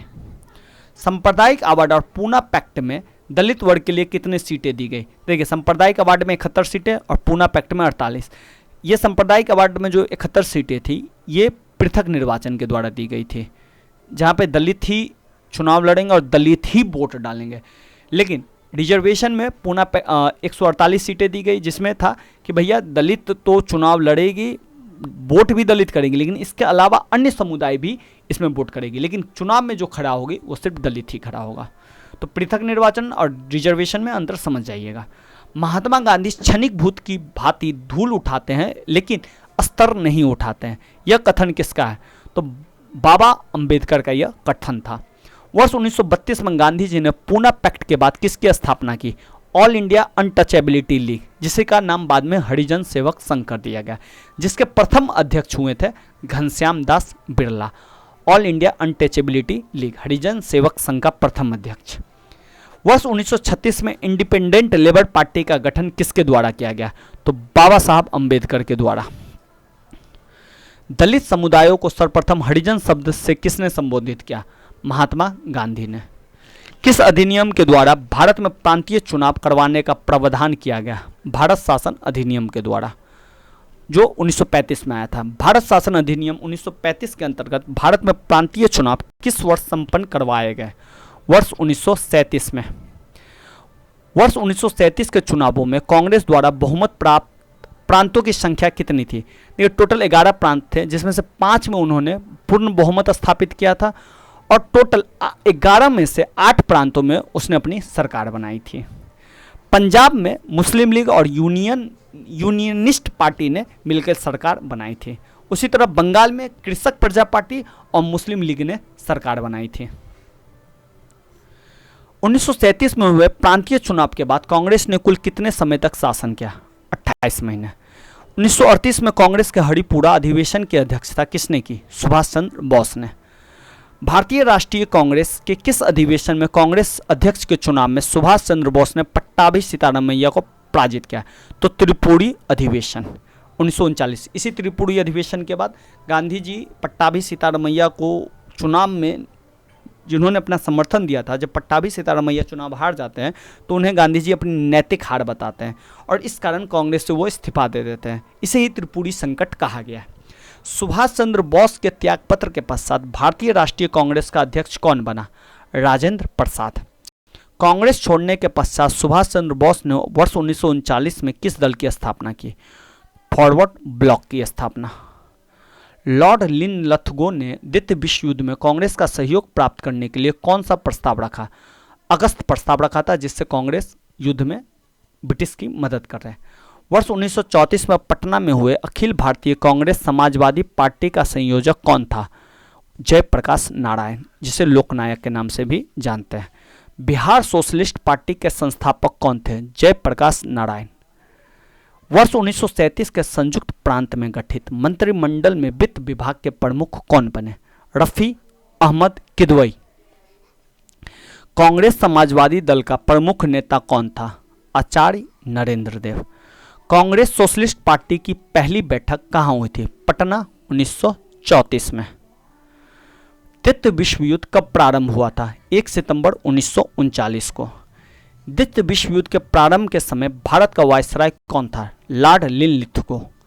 वायसराय लॉर्ड लिनलिथगो ने द्वितीय विश्व युद्ध में भारत की जर्मनी के विरुद्ध युद्धग्रस्त राष्ट्र कब घोषित कर दिया? 17 अक्टूबर 1939 को लिनलिथगो ने भारत को जर्मनी के विरुद्ध युद्धग्रस्त राष्ट्र घोषित कर दिया। कांग्रेस के विधानमंडल से इस्तीफा दिए जाने के कारण मुस्लिम लीग द्वारा मुक्ति दिवस अथवा धन्यवाद दिवस कब मनाया गया? तो 22 दिसंबर को। ये थोड़ा 1943 है, इसे थोड़ा सही कर लीजिएगा। 1939 है, 22 दिसंबर 1939 को। द्वितीय विश्व युद्ध के समय ब्रिटिश प्रधानमंत्री कौन था? Winston Churchill. द्वितीय विश्व युद्ध के समय भारतीय राष्ट्रीय कांग्रेस की रणनीति क्या थी? पूर्ण स्वतंत्रता का आश्वासन मिलने पर ब्रिटिश का सहयोग करना। वर्ष 1930 के मुस्लिम लीग के इलाहाबाद अधिवेशन में सर्वप्रथम किसके द्वारा एकल मुस्लिम राष्ट्र की मांग की गई? मोहम्मद इकबाल के द्वारा। वर्ष 1933 में पाकिस्तान शब्द का प्रयोग किसके द्वारा किया गया? चौधरी रहमत अली के द्वारा। मुस्लिम लीग के किस अधिवेशन के द्वारा जिन्ना ने पृथक मुस्लिम राष्ट्र के रूप में पाकिस्तान की मांग की? लाहौर अधिवेशन 1940 में। पाकिस्तान प्रस्ताव की रूपरेखा किसके द्वारा तैयार की गई? सिकंदर हयात खान के द्वारा। मुस्लिम लीग द्वारा पाकिस्तान दिवस कब मनाया गया? 23 मार्च 1943। ब्रिटेन द्वारा अगस्त प्रस्ताव कब दिया गया? 8 अगस्त 1940 को। व्यक्तिगत सत्याग्रह कब प्रारंभ किया गया? 17 अक्टूबर 1940 को। व्यक्तिगत सत्याग्रह प्रारंभ किए जाने का मूल उद्देश्य क्या था? अगस्त प्रस्ताव और भारत को द्वितीय विश्व युद्ध में शामिल किए जाने का विरोध। व्यक्तिगत सत्याग्रह आंदोलन के प्रेरणादाता कौन थे? महात्मा गांधी। महात्मा गांधी द्वारा व्यक्तिगत सत्याग्रह आंदोलन के लिए प्रथम सत्याग्रह किसे चुना गया? विनोबा भावे को। और द्वितीय व्यक्तिगत सत्याग्रह चुना गया जवाहरलाल नेहरू को। प्रथम विनोबा भावे भावे और सेकंड जवाहरलाल नेहरू। नेहरू एक राष्ट्रभक्त है जबकि जिन्ना एक राजनीतिज्ञ है। यह कथन किसका है? मोहम्मद इकबाल का। महत्वपूर्ण घटनाक्रम एवं उससे संबंधित गवर्नर जनरल देख लेते हैं। देखिए घटनाक्रम, साइमन कमीशन लॉर्ड इरविन के समय में आया हुआ था। सांप्रदायिक पंचांग जिस समय वेलिंगटन वायसराय था। अगस्त प्रस्ताव लिनलिथगो के समय। क्रिप्स मिशन लिनलिथगो के समय। बेबल योजना बेबल के समय। कैबिनेट मिशन 1946 में आया था बेबल के समय। माउंटबेटन योजना लॉर्ड माउंटबेटन के समय। और बाल्कन प्लान भी माउंटबेटन के समय ही आया हुआ था। भारत में स्वशासन स्थापित करने के उद्देश्य से ब्रिटेन के द्वारा क्रिप्स मिशन की घोषणा कब की गई? मार्च 1942 में। 14 जुलाई 1942 को कांग्रेस कार्य समिति द्वारा भारत छोड़ो आंदोलन का प्रस्ताव कहां से पारित किया गया? वर्धा से।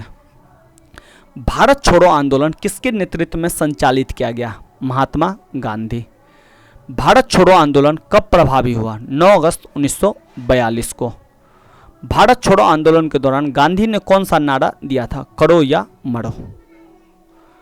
करो या मरो नारे का वास्तविक वास्तुकार कौन था? तो यूसुफ मेहर अली। ध्यान रखिए, करो और मरो नारा जो है गांधी जी ने यूज किया था, लेकिन प्रमुख वास्तविक वास्तुकार था यूसुफ मेहर अली। जब भारत छोड़ो प्रस्ताव पारित किया गया उस समय कांग्रेस के अध्यक्ष कौन थे? मौलाना अबुल कलाम आजाद। भारत छोड़ो आंदोलन के समय ब्रिटिश प्रधानमंत्री विंस्टन चर्चिल थे।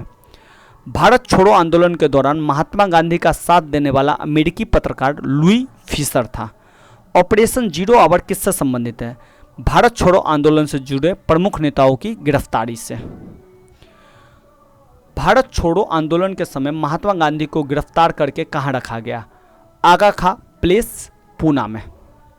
भारत छोड़ो आंदोलन के दौरान कौन जेल से फरार होकर भूमिगत गतिविधियों को संगठित किया? तो जयप्रकाश नारायण ने। राजेंद्र प्रसाद को 9 अगस्त 1942 को गिरफ्तार करके कहां भेजा गया? बांकीपुर जेल में। भारत छोड़ो आंदोलन के दौरान बलिया में किसके द्वारा समानांतर सरकार की स्थापना की गई? चित्तू पांडे के द्वारा। बंगाल के मिदनापुर जिले में जातीय सरकार की स्थापना किस वर्ष की गई? वर्ष 1942 में। भारत छोड़ो आंदोलन को किस अन्य नाम से जाना जाता है? अगस्त क्रांति के नाम से। आजाद हिंद फौज का गठन किस वर्ष किया गया? वर्ष 1942। आजाद हिंद फौज का विचार सर्वप्रथम किसने सुझाया था? मोहन सिंह ने। जुलाई 1943 में रास बिहारी बोस ने स्वतंत्र भारत की अस्थायी सेना का गठन कहां पर किया था? सिंगापुर में। किस देश के द्वारा सुभाष चंद्र बोस को अंडमान निकोबार द्वीप सौंपा गया? जापान के द्वारा। सुभाष चंद्र बोस द्वारा अंडमान तथा निकोबार का नया नामकरण क्या किया गया? क्रमशः अंडमान का शहीद द्वीप और निकोबार का स्वराज द्वीप। भारतीय स्वतंत्रता संघर्ष के दौरान किसने द फ्री इंडियन लीजन नामक सेना बनाई थी? सुभाष चंद्र बोस ने। दिल्ली चलो, जय हिंद तथा तुम मुझे खून दो मैं तुम्हें आज़ादी दूंगा नारा किसके द्वारा दिया गया? नेताजी सुभाष चंद्र बोस के द्वारा। सुभाष चंद्र बोस को देश नायक की उपाधि किसके द्वारा दी गई? रविन्द्रनाथ टैगोर ने यह उपाधि दी। महात्मा गांधी ने सुभाष चंद्र बोस को कौन सी उपाधि दी? देशभक्तों का देशभक्त। वर्ष 1945 में सरकार के प्रति निष्ठा न रखने के आरोप में किसके ऊपर लाल किला मुकदमा चलाया गया? तो आज़ाद हिंद फौज के ऊपर। किस वायसराय के द्वारा आज़ाद हिंद फौज के अभियुक्तों को क्षमा कर दिया गया? लॉर्ड बेवेल के द्वारा। वर्ष 1944 में CR फॉर्मूला किसके द्वारा प्रस्तावित किया गया? राजगोपालाचारी के द्वारा। भारतीय राजनीतिक गतिविधियों को दूर करने के लिए आयोजित शिमला सम्मेलन में कांग्रेस की तरफ से किसने प्रतिनिधित्व किया? मौलाना अबुल कलाम आजाद ने। आज़ाद हिंद फौज के विरुद्ध मुकदमे में कांग्रेस द्वारा गठित आज़ाद हिंद फौज बचाव समिति का अध्यक्ष कौन था? भूला भाई देसाई। आज़ाद हिंद फौज दिवस कब मनाया गया? 12 नवंबर 1945। रॉयल इंडियन नेवी के विद्रोह की शुरुआत कब हुई? 18 फरवरी 1946। ब्रिटिश प्रधानमंत्री इटली द्वारा भारतीय नेताओं से बातचीत के लिए किस संसदीय दल का गठन किया गया? Cabinet mission. कैबिनेट मिशन कब भारत आया? 24 मार्च 1946। कैबिनेट मिशन के भारत आगमन के समय कांग्रेस का अध्यक्ष कौन था? मौलाना अबुल कलाम आजाद। कैबिनेट मिशन के आगमन के समय भारत का वायसराय कौन था? Lord Wavell. कांग्रेस के किस प्रमुख नेता द्वारा कैबिनेट मिशन का पूर्ण समर्थन किया गया? महात्मा गांधी। कैबिनेट मिशन योजना को स्वीकार करके मुस्लिम लीग द्वारा प्रत्यक्ष कार्यवाही दिवस कब मनाया गया? 16 अगस्त 1946। प्रत्यक्ष कार्यवाही दिवस के दौरान हुए हिंसक घटनाओं को शांत कराने के लिए गांधी जी कहाँ गए? नोआखली, जो अभी बांग्लादेश में है। नोआखली में गांधी जी के विवेक एवं साहस को देखकर माउंटबेटन द्वारा उन्हें कौन सी उपाधि दी गई? One man boundary force. संविधान सभा के गठन का प्रावधान किस मिशन के अंतर्गत किया गया था? Cabinet mission. संविधान सभा का पहला सत्र कब हुआ था? 9 दिसंबर 1946 को। 9 दिसंबर 1946 को संविधान सभा का किसे अस्थायी अध्यक्ष चुना गया? डॉक्टर सच्चिदानंद सिन्हा को। 11 दिसंबर 1946 को संविधान सभा की दूसरी बैठक में किसको अस्थायी अध्यक्ष चुना गया? राजेंद्र प्रसाद। ध्यान दीजिएगा, अस्थायी अध्यक्ष थे सच्चिदानंद सिन्हा, बाद में अस्थायी अध्यक्ष के रूप में राजेंद्र प्रसाद को चुना गया। वायसराय वेवेल द्वारा किसे अंतरिम सरकार बनाने का निमंत्रण दिया गया? जवाहरलाल नेहरू को। जवाहरलाल नेहरू के नेतृत्व में अंतरिम सरकार का गठन कब किया गया? 2 सितंबर 1946 को। लियाकत अली सहित मुस्लिम लीग के 5 सदस्य कब अंतरिम सरकार में शामिल हुए? 26 अक्टूबर 1946 को। अंतरिम सरकार का गठन कुछ इस प्रकार से था। जवाहरलाल नेहरू कार्यकारी परिषद के उपाध्यक्ष थे। विदेशी मामलों और राष्ट्रमंडल से संबंधित मामले उनके पास थे। वल्लभ भाई पटेल गृह, सूचना और प्रसारण विभाग। बलदेव सिंह रक्षा विभाग। जॉन मथाई उद्योग और आपूर्ति विभाग। सी राजागोपालाचारी शिक्षा विभाग। CH भाभा कार्य, खान और बंदरगाह। डॉक्टर राजेंद्र प्रसाद खाद्य और कृषि विभाग। और आसफ अली रेलवे विभाग से थे। 20 फरवरी 1947 को किस ब्रिटिश प्रधानमंत्री द्वारा जून 1948 से पहले भारत छोड़ने की घोषणा की गई? क्लीमेंट एटली के द्वारा। क्लीमेंट एटली ने लॉर्ड वेवेल के स्थान पर किसे वायसराय योजना कब प्रस्तुत की गई? लॉर्ड माउंटबेटन के द्वारा। माउंटबेटन के द्वारा विभाजन के साथ सत्ता हस्तांतरण के लिए योजना कब प्रस्तुत की गई? 3 जून 1947 को। किस योजना को 3 जून योजना के नाम से जाना जाता है? माउंटबेटन योजना को। भारतीय विभाजन के संदर्भ में वर्ष 1947 में नियुक्त सीमा आयोग की अध्यक्षता किसने की? सिरिल रेडक्लिफ ने। कांग्रेस के किस अधिवेशन में भारत के विभाजन का प्रस्ताव स्वीकृत किया गया? दिल्ली अधिवेशन में। भारत का विभाजन स्वीकार किए जाने के समय कांग्रेस का अध्यक्ष कौन था? JB कृपलानी। वो कौन राष्ट्रवादी मुस्लिम नेता था जिसने विभाजन को कभी स्वीकार नहीं किया? खान अब्दुल गफ्फार खान, जिसे सीमांत गांधी के नाम से भी जाना जाता है। ब्रिटिश संसद के द्वारा 18 जुलाई 1947 को किस नाम से माउंटबेटन योजना को स्वीकृति प्रदान की गई? भारतीय स्वतंत्रता अधिनियम 1947 के नाम से। भारत का अंतिम वायसराय कौन था? माउंटबेटन। स्वतंत्र भारत के प्रथम गवर्नर जनरल कौन थे? माउंटबेटन। स्वतंत्र भारत के प्रथम एवं अंतिम गवर्नर जनरल कौन थे? सी राजगोपालाचारी। देखिए, जब भारत आज़ाद हुआ तो माउंटबेटन को ही अपना गवर्नर जनरल बनाया। बाद में माउंटबेटन जाने के बाद भारत ने अपना प्रथम और अंतिम भारतीय गवर्नर जनरल राजगोपालाचारी को बनाया। बाद में गवर्नर जनरल का पद खत्म करके राष्ट्रपति का पद का सृजन किया गया।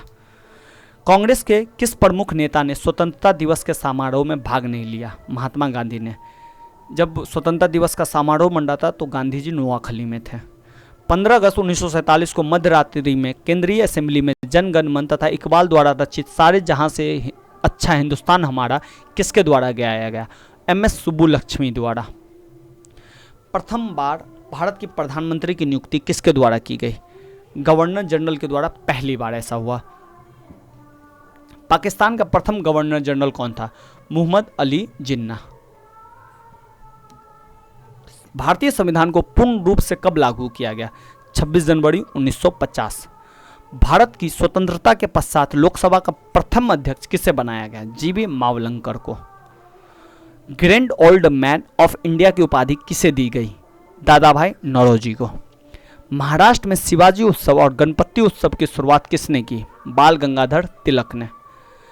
भारतीय अशांति का जनक किसे माना जाता है? लोकमान्य तिलक। वैलेंटाइन चिरोल ने तिलक को भारतीय शांति का जनक कहा था। ब्रिटिश पार्लियामेंट में चुना जाने वाला प्रथम भारतीय कौन था? दादा भाई नौरोजी, जो लिबरल पार्टी के टिकट पे चुनाव लड़े थे। सन्यासी विद्रोह कब प्रारंभ हुआ? 1770 में। तृतीय आंग्ल मराठा युद्ध किसके कार्यकाल में हुआ? Lord Hasting. गांधी जी के दांडी मार्च से प्रेरित होकर किस नेता ने केरल में एक मार्च निकाला था? के कलप्पन ने। ये गए थे कालीकट से पोयनूर तक। सर्वोदय शब्द का प्रयोग सर्वप्रथम किसने किया था? गांधी जी ने। दूसरे सविनय अवज्ञा आंदोलन की अवधि क्या थी? दिसंबर 1931 से 1934 तक। देखिए इसमें हुआ क्या था, सविनय अवज्ञा आंदोलन 2 टर्मों में हुआ। पहला तो साबरमती से दांडी तक में सविनय अवज्ञा आंदोलन को स्टार्ट कर दिया गया। फिर गांधी इरविन के बीच समझौता हुआ, जिसमें द्वितीय गोलमेज सम्मेलन में भाग लेने के लिए गांधी जी लंदन गए, लेकिन लंदन से वो खाली हाथ लौटे। फिर उन्होंने द्वितीय फेज में सविनय अवज्ञा आंदोलन को शुरू किया था। अध्यक्षीय संबोधन के समय हिंदी भाषा के लिए रोमन लिपि लागू करने की वकालत किसने की? सुभाष चंद्र बोस ने।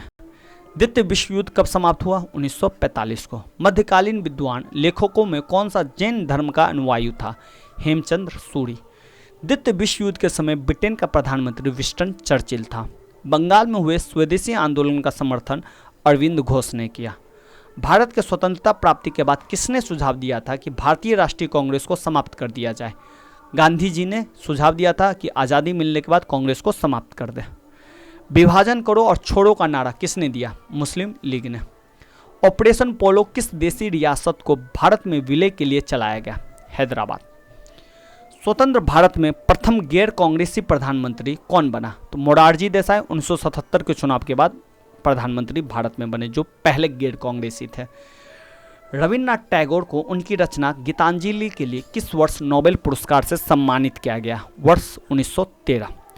रविन्द्रनाथ टैगोर को महान प्रहरी की संज्ञा किसने दी? महात्मा गांधी ने। ब्रिटिश काल के दौरान पड़े अकाल को प्रकोप का समुद्र कहा जाता है। तो ओडिशा के अकाल को, जो 1866 में पड़ा था, उसे अकाल को प्रकोप का समुद्र कहा जाता है। गुट निरपेक्षता नीति का प्रतिपादन किसके द्वारा किया गया? जवाहरलाल नेहरू। भारत के प्रथम प्रधानमंत्री जवाहरलाल नेहरू के जीवनीकार कौन थे? Frank Morris. Gokhale my political गुरु नामक पुस्तक की रचना किसने की थी? महात्मा गांधी ने।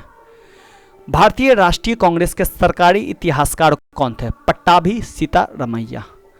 किस राष्ट्रवादी मुस्लिम को सीमांत गांधी के नाम से जाना जाता है? तो खान अब्दुल गफ्फार खान को, जिन्होंने विभाजन को कभी नहीं माना। भारत शासन अधिनियम 1935 को किसके द्वारा गुलामी का अधिकार पत्र कहा गया? तो जवाहरलाल नेहरू के द्वारा भारत शासन अधिनियम 1935 को कहा गया।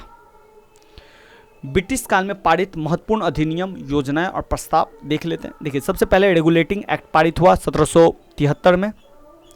उस समय गवर्नर जनरल थे वारेन हेस्टिंग। मुख्य प्रावधान था भारत पर ब्रिटिश शासन का सीमित नियंत्रण। पिट्स इंडिया एक्ट 1784 में पारित हुआ। उस समय के थे वारेन हेस्टिंग। इसका काम था बोर्ड ऑफ कंट्रोल की स्थापना करना और कंपनी पे देखरेख करना। चार्टर एक्ट 1813, उस समय लॉर्ड मिंटो। कंपनी का व्यापारिक अधिकार समाप्त कर दिया गया। सती प्रथा निषेध कानून 1829 में आया। उस समय गवर्नर जनरल थे विलियम बेंटिक। सती प्रथा पे प्रतिबंध लगाया गया, सती प्रथा निषेध कानून। चार्टर एक्ट 1833, विलियम बेंटिक, ये बंगाल का अंतिम तथा भारत का प्रथम जनरल बने। चार्टर्ड एक्ट 1853 लॉर्ड डलहौजी के समय आया। कंपनी का मात्र न्यास ट्रस्ट के रूप में नियंत्रण है। हिंदू विधवा पुनर्विवाह अधिनियम 1856 में लाया गया। लॉर्ड डलहौजी के समय विधवा विवाह को मान्यता दे दी गई। भारत परिषद अधिनियम 1861 लॉर्ड कैनिंग के समय आया। परिषद में भारतीयों का प्रवेश सुनिश्चित किया गया। सम्मति आयु अधिनियम 1891 में लेंसडाउन के समय आया। बाल विवाह 12 वर्ष से कम आयु पर प्रतिबंध लगा दिया गया। भारत परिषद अधिनियम 1892 में लेंसडाउन के समय में आया था और उसने निर्वाचन प्रणाली की बात की थी। मार्ले मिंटो अधिनियम 1909 में आया। लॉर्ड मिंटो के समय पृथक निर्वाचन क्षेत्र की व्यवस्था की गई। यहीं से सांप्रदायिक निर्वाचन की बात की गई। मॉन्टेग्यू चेम्सफोर्ड सुधार अधिनियम 1919 में आया। चेम्सफोर्ड के समय, उस समय वायसराय चेम्सफोर्ड थे। प्रांतों में द्वैध शासन को स्थापित किया गया। साइमन कमीशन 1927 में आया लॉर्ड इरविन के समय। इसमें संविधान निर्माण योजना की बात की गई। साइमन कमीशन के रिव्यू करने के जाने के बाद 3 गोल में सम्मेलन हुए और इसके बाद आप देखिएगा 1935 का भारत शासन अधिनियम आया था। शारदा एक्ट 1933 में आया लॉर्ड इरविन के समय में। इसने लड़कों के लिए 18 वर्ष और लड़कियों के लिए 14 वर्ष विवाह की आयु को निर्धारित कर दिया। भारत सरकार अधिनियम 1935 लॉर्ड वेलिंगटन के समय। प्रांतीय स्वायत्तता की बात की गई। अगस्त घोषणा प्रस्ताव 1940 में लिन लिथगो के समय प्रादेशिक स्वाशासन की बात की गई। क्रिप्स मिशन 1942 लिन लिथगो के समय संविधान सभा की योजना रखी गई। बेबेल योजना वेबेल के समय सभी दलों को मिलाकर परिषद का निर्माण किया गया। कैबिनेट मिशन बेबेल के समय संघ का निर्माण और प्रांत की स्वायत्तता की बात की गई। और माउंटबेटन योजना माउंटबेटन के समय आया, उसने भारत के विभाजन पर लकीर खींच दी। कुछ प्रमुख नारे के बारे में देख लेते हैं, जैसे कर मत दो सरदार वल्लभ भाई पटेल ने दिया था। करो या मरो और भारत छोड़ो महात्मा गांधी ने भारत छोड़ो आंदोलन के दौरान दिया। दिल्ली चलो तुम मुझे खून दो मैं तुम्हें आज़ादी दूंगा सुभाष चंद्र बोस ने दिया। जय जवान जय किसान लाल बहादुर शास्त्री ने दिया। स्वराज हमारा जन्मसिद्ध अधिकार है बाल गंगाधर तिलक ने दिया। इनकलाब जिंदाबाद साम्राज्यवाद का नाश हो भगत सिंह ने। साइमन कमीशन वापस जाओ go back Simon Lala Lajpat Rai ने यह नारा दिया। आराम हराम है नेहरू ने। सारे जहां से अच्छा हिंदुस्तान है हमारा इकबाल ने। अब देख लेते थोड़ा सा प्रमुख व्यक्ति और उनकी उपाधि जो विभिन्न एग्जामों में आ जाता है। जैसे महात्मा की उपाधि महात्मा गांधी को मिली, उपाधि प्राप्त करता थे और उपाधि देने वाले थे रविन्द्रनाथ टैगोर। राष्ट्रपिता महात्मा गांधी को बोला जाता है, सुभाष चंद्र बोस ने पहली बार कहा था। गुरुदेव रविन्द्रनाथ टैगोर को बोला जाता है, महात्मा गांधी ने इन्हें दिया था यह उपाधि। सरदार को वल्लभ भाई पटेल को सरदार बोला गया बारदोली की महिलाओं के द्वारा। देश रत्न महात्मा गांधी ने राजेंद्र प्रसाद को कहा। विवेकानंद को महाराज खेतरी ने बुलाया। राजा राम मोहन राय को अकबर द्वितीय ने राजा की उपाधि दी। हरि विजय सूरी को जगत गुरु की उपाधि अकबर ने दी। कंठा भड़ वानवानी की उपाधि अकबर ने तानसेन को दी। कायदे आजम की उपाधि महात्मा गांधी ने मोहम्मद अली जिन्ना को दी। अर्धनगन फकीर की उपाधि चर्चिल ने महात्मा गांधी को दी। देखिए अब थोड़ा सा देख लेते हैं भारत बंगाल तथा भारत के गवर्नर जनरल तथा वायसराय। देखिए भारत में जब उन्होंने 1757 के प्लासी के युद्ध के बाद जब प्लासी के युद्ध में सिराजुद्दौला को हराया तब इसके बाद उन्होंने बंगाल के गवर्नर के पद का सृजन किया। तो इसी क्रम में देखिएगा बंगाल का गवर्नर आएगा, फिर बाद में गवर्नर जनरल बना दिया जाएगा, फिर बाद में 1857 की क्रांति के बाद उसी पद को पूरे भारत का वायसराय का पद घोषित कर दिया जाएगा। तो देखते हैं प्रत्येक गवर्नर और गवर्नर जनरल और वायसराय के बारे में। रॉबर्ट क्लाइव जो 1757 की प्लासी के युद्ध का नेतृत्व करता था, उसका कार्यकाल 1757 से 60 और बाद में बक्सर युद्ध के बाद 2 साल के लिए 65 से 67 तक ये रहा। रॉबर्ट क्लाइव के समय में प्लासी का युद्ध हुआ, बंगाल में द्वैत शासन प्रारंभ किया गया और इलाहाबाद की संधि हुई। ध्यान रखिएगा इलाहाबाद की 2 संधि हुई थी, एक शाह आलम द्वितीय के साथ और एक हुई थी अवध के नवाब सुजाउद्दौला के साथ। इसके बाद रॉबर्ट क्लाइव के बाद वेंसीटाट था, इसके ही समय में बक्सर का युद्ध लड़ा गया। इसका जो कार्यकाल था 60 से 64 तक। इसके बाद वेडले लास्ट द्वैत शासन के समय बंगाल का गवर्नर था। इसके बाद आया कार्टियर जॉन कार्टियर, इसका जो समय था वो 1769 से 72 था। इसके समय में प्रथम आंग्ल मैसूर युद्ध हुआ। वारेन हेस्टिंग 1772 से 74 बंगाल का अंतिम गवर्नर था। बाद में बंगाल के गवर्नर को भारत का गवर्नर कर दिया जाता है। द्वैत शासन समाप्त कर दिया गया। प्रथम मदरसे की स्थापना वारेन हेस्टिंग ने ही की। अब देखते हैं बंगाल के गवर्नर जनरल।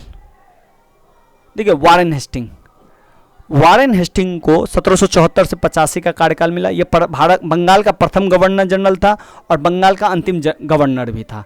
रेगुलेटिंग एक्ट 1773 इसी के समय पास हुआ। प्रथम मराठा युद्ध इसी के समय हुआ। द्वितीय आंग्ल मैसूर युद्ध और इजारी दारी प्रथा की शुरुआत इसी के समय हुई।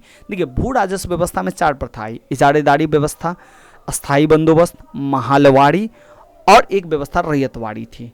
तो ये 4 प्रथा आप याद रखिएगा, भू राजस्व से जुड़ा था। इजारेदारी प्रथा की शुरुआत वारेन हेस्टिंग ने की थी। लॉर्ड कॉर्नवालिस ने अस्थाई बंदोबस्त किया था शुरुआत। तो ये जो रहा था वो 1746 1986 से 1993 के बीच, फिर 1 साल के लिए 1805 में आया हुआ था। तो उन्होंने चार्टर अधिनियम 1793 लॉर्ड कॉर्नवालिस तृतीय आंग्ल मैसूर युद्ध हुआ उसके समय अस्थायी बंदोबस्त व्यवस्था की उन्होंने शुरुआत की और शक्ति का पृथक्करण किया। इसके बाद सर जॉन सॉर आया 1793 से 98 तक। इसके समय में चार्टर अधिनियम 1793 में आया और उन्होंने अहस्तक्षेप की नीति लागू की। इसके बाद जो आया वो आया लॉर्ड वेलीजेली, साम्राज्यवादी लॉर्ड वेलीजेली। 1798 से 1805 तक ये भारत में रहा। सहायक संधि की नीति की और इस सहायक संधि के द्वारा बहुत सारे राज्यों को उसने हड़पा। चौथा आंग्ल मैसूर युद्ध वेलीजेली के समय हुआ। द्वितीय आंग्ल मराठा युद्ध वेलीजेली के समय हुआ।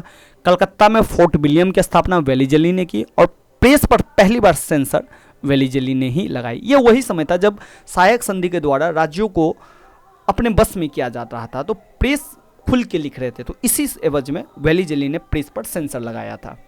इसके बाद वेलीजेली के बाद सर जॉर्ज बार्लो आए 1805 से 7, रियासतों में हस्तक्षेप की नीति का समर्थन किया।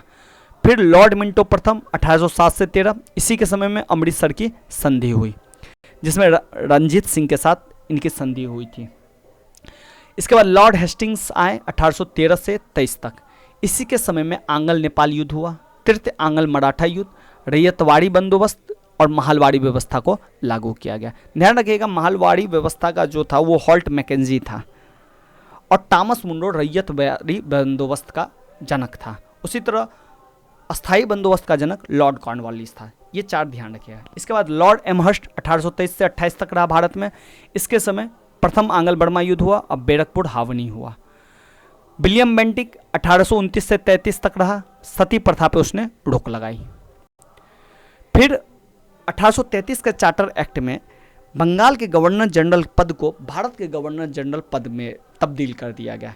तो विलियम बेंटिक जो था अंतिम बंगाल का गवर्नर जनरल था, पहला भारत का गवर्नर जनरल था और गवर्नर जनरल वो रहा था भारत का 1833 से 35 तक। चार्टर एक्ट 1833 और विधि आयोग का गठन 1833 के एक्ट में ही किया गया।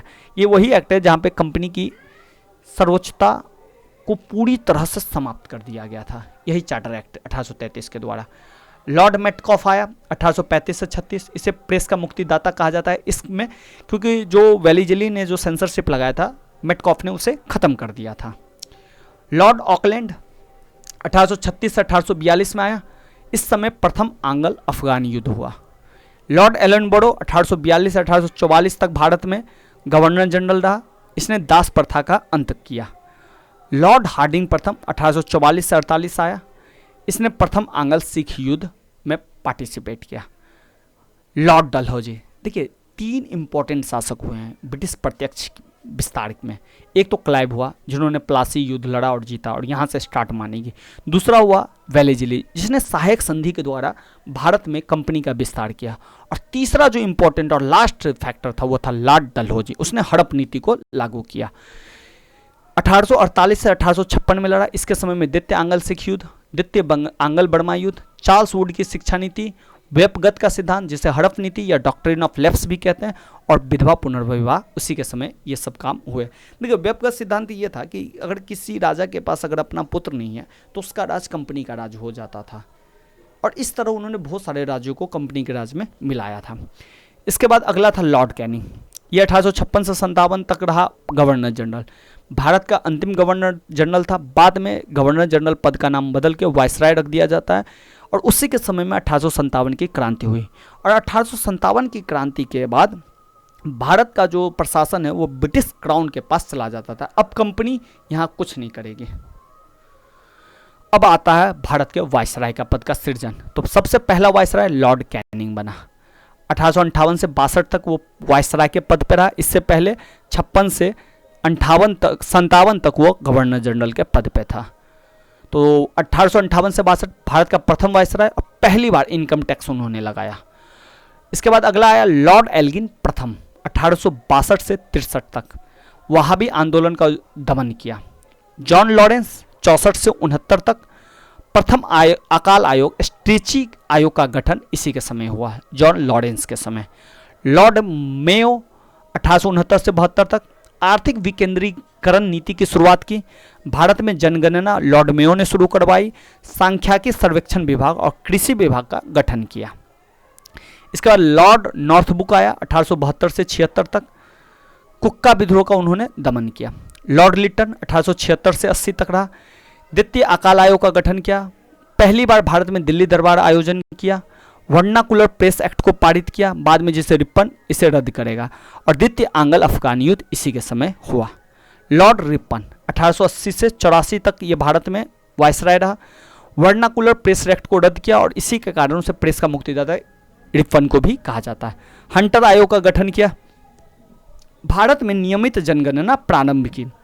अब 10 साल के बाद, प्रत्येक 10 साल के बाद जनगणना प्रारंभ की। शुरू किया मेयो ने और उसे नियमित जनगणना किया रिपन ने।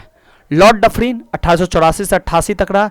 इसके समय में तृतीय आंग्ल बर्मा युद्ध हुआ और बर्मा को भारत में मिला लिया गया और इसी के समय राष्ट्रीय कांग्रेस की स्थापना हुई। लेंसडाउन के समय में 1888 से 94 तक ये रहा। डुरंड आयोग का गठन हुआ और 1894 से 98 तक रहा लॉर्ड एल्गिन द्वितीय।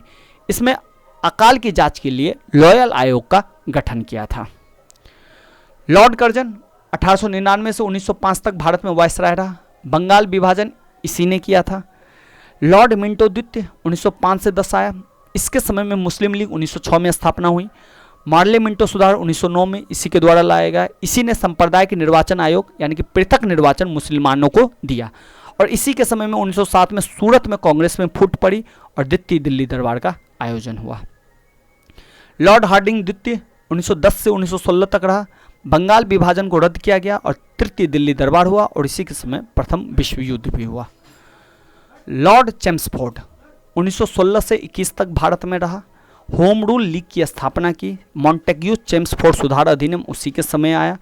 रॉलेट एक्ट पास इसी के समय हुआ। जलियांवाला बाग हत्याकांड इसी के समय हुआ और सहयोग आंदोलन की शुरुआत लॉर्ड चेम्सफोर्ड के दौरान हुई। होम रूल लीग की स्थापना एनी बेसेंट और तिलक ने की थी इसी के कार्यकाल के दौरान। लॉर्ड रेडिंग 21 से 26 तक रहा।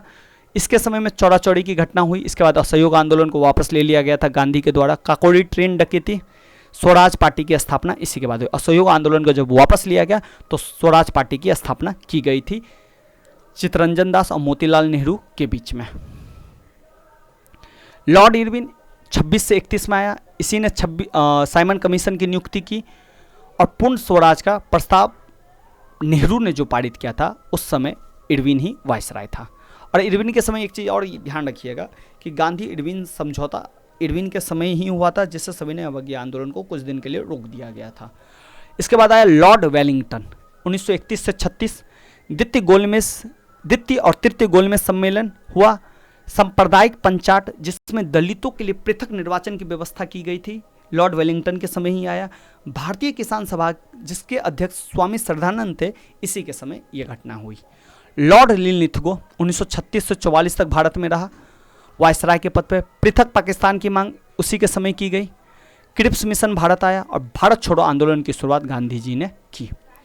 लॉर्ड बेवेल 1944 से 47 तक भारत का वायसराय रहा। वेवेल योजना उन्होंने दी। शिमला सम्मेलन हुआ और भारत को स्वतंत्र करने की घोषणा वेवेल के समय ही हुई। लॉर्ड माउंटबेटन 1947 से जून 1948 तक भारत का वायसराय रहा। अंतिम ब्रिटिश वायसराय था और स्वतंत्र भारत का पहला गवर्नर जनरल था और इसी के समय भारत को स्वतंत्र घोषित कर दिया गया। लास्ट है सी राजागोपालाचारी 1948 से 50 तक ही रहा। स्वतंत्र भारत का प्रथम व अंतिम गवर्नर जनरल था। बस आज के लिए इतना ही रखते हैं। धन्यवाद।